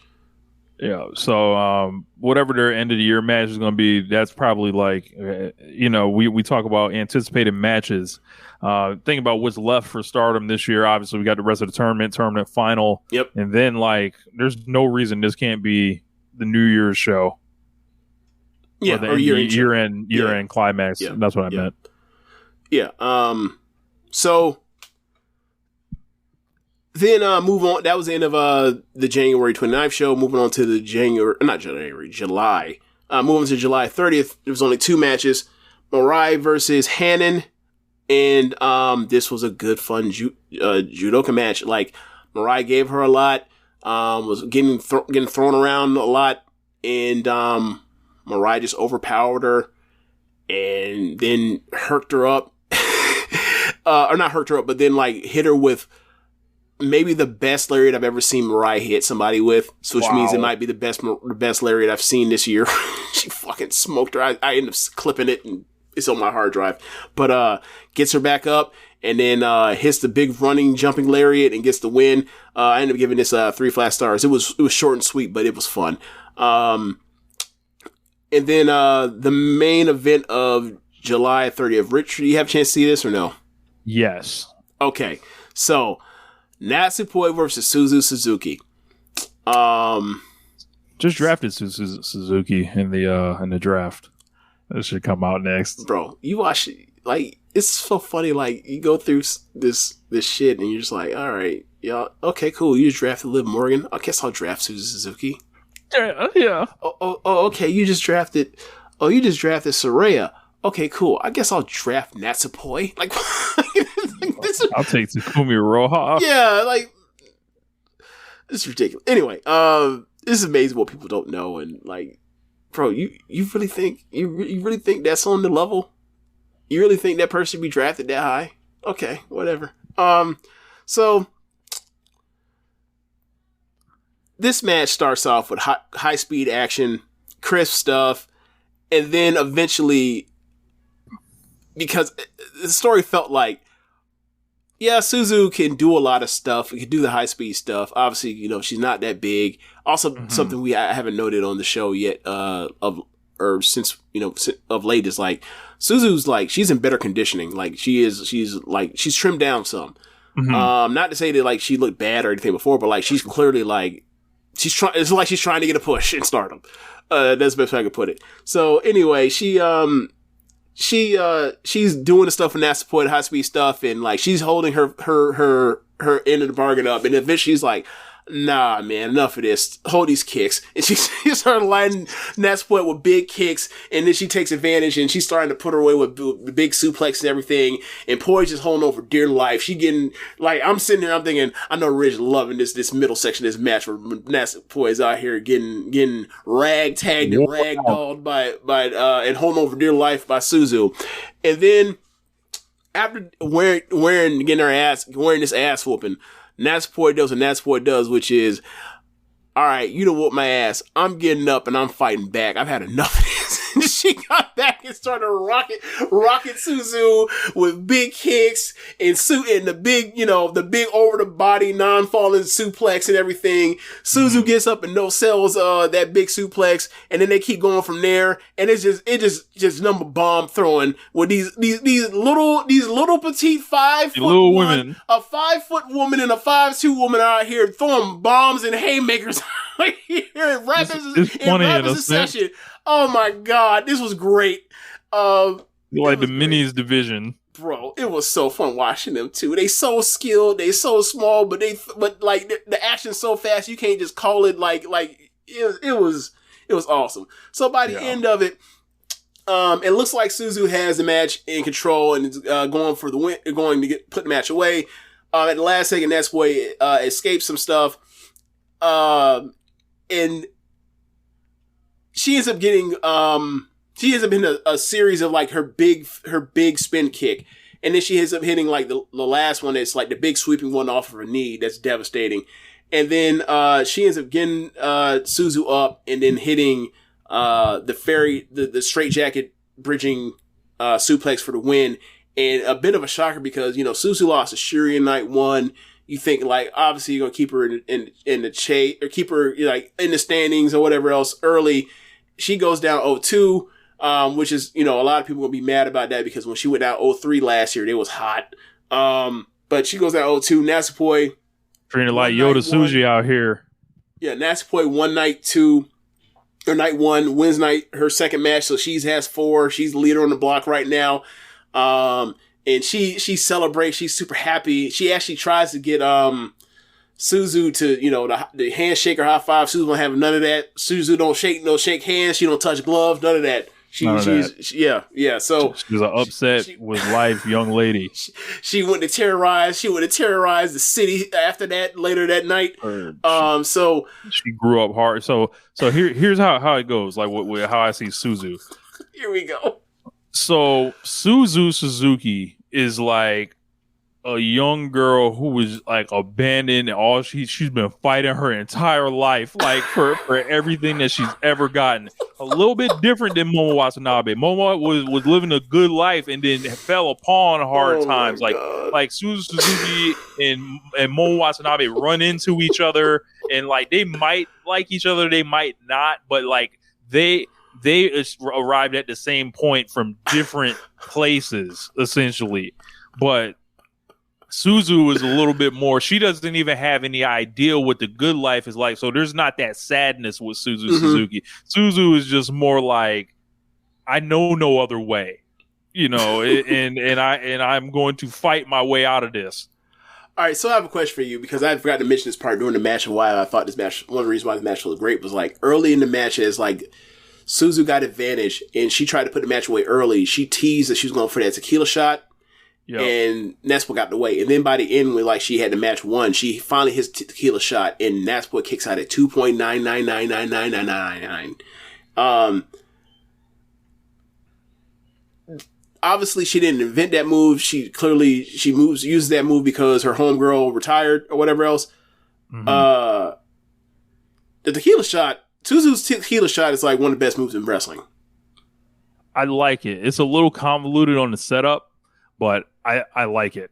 Okay, so I think sometimes when you put someone in there, they don't bump for it right. But when you put someone like Natsupoi in there herself for that shit, it looks fucking devastating. Or Kamitani or Hazuki, it always looks perfect. And it always is like, that can win a fucking match. It never wins a match, but that's the thing. It never wins a match, but every time she does it, everyone thinks it wins a match. It's going to win the match. And that's why I love it. So, yeah. But anyway, Natsupoi gets on the mic, says, it's a hot summer, and, I got 4 points, I'm leader on the block and everything, and, I want to prove that. I want to prove to people that even though you may be small or you're not, or even though you may be small, like you can still be the strongest. I guess it's like a carryover from the Chihiro match from a few weeks ago, in Sendai. So like she goes and signs off. She says, before she signs off, she says, "Yeah, poi," like, and it made me think of like Natsupoi and LA Knight, like, "Yeah, poi." But yeah, that's sick. But yeah, she signed off and walked off and everything, and it was a good moment. I was like, man, I know Rich must have been like, damn, I really wish she had lost. And I'm just thinking like, man, it's so funny. Like, Rich used to love this woman, and now he just thumbs down. And I thought to myself, like, what happens the time you eventually you run into that point? She's like, Lada-san, why? Why do you turn your back on me like this? What's the response? Yeah, what's your response? We're gonna clip this. Like, what is your response to answer for why you have turned your back on Natsupoi? My response Would be, you don't deserve to know why I turned.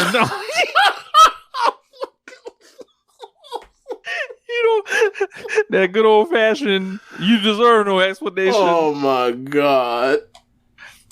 Terrible.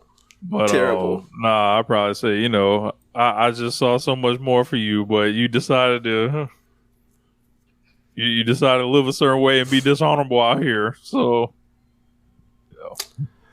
yeah, well anyway, that's the end of the show. We'll review you can always fix it, Natsupoi. You can always fix it. You know what to do deep down. Boy, when she won that white belt eventually, it's gonna be. Remember when Miz, like the week after on SmackDown, after he cut the shit on the talking smack thing on Daniel Bryan, how he walked to the arena, how he walked down the ramp with rage. Boy, that's gonna be my energy when we have to review the show after that's what wins the white belt. But I'm coming and be like, wait till I got this slander I got here for Richard Latta and Velcage. Oh my God. Ooh. Oh boy, y'all gonna catch all the shit for like 3 minutes. It's gonna be nasty. Y'all might have to duck in y'all chairs. Anyway, but that's it of the show. No worries. Unless you got something to say. We'll even these points out, and that's where you leading the block. You get the post-match promo. You feeling good? Don't worry. Them points are gonna even out. I sent the money already. It's been collected by the opponents, and they have assured me that they're gonna fix these points the correct way.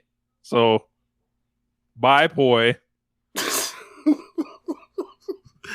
That's the end of the show. Be sure to raise whatever app you're using to listen to this with. If you're watching from the stream, you can donate to us by looking at the screen and hitting up the various PayPals and Cash apps. If you're listening from the podcast, you can go to the show notes and go to the red circle link in the description and donate there. And be sure to listen to the other shows on the network. Besides One Nation Radio, you have Keepin It Strong Style, the Ricky and Clive Wrestling Show, Grown Watch This Shit, the Grave Consequences Podcast, 8-Bit Suplex, All Things Elite, Get in the Ring, Meet the Press Slam, The Wrestling Disaster, and that's it. There's 4 of them, right? Actually, the fourth one is the one I actually forgot. I forgot the one of the 3. Get in the ring. Get in the ring, Meet the Press Slam. Oh no, that's bad. That's bad. I don't know. Sorry, Danny. Too many shows. Sorry, but the newest one is The Wrestling Disaster. So we got that one for you. Thanks for listening, y'all. Later.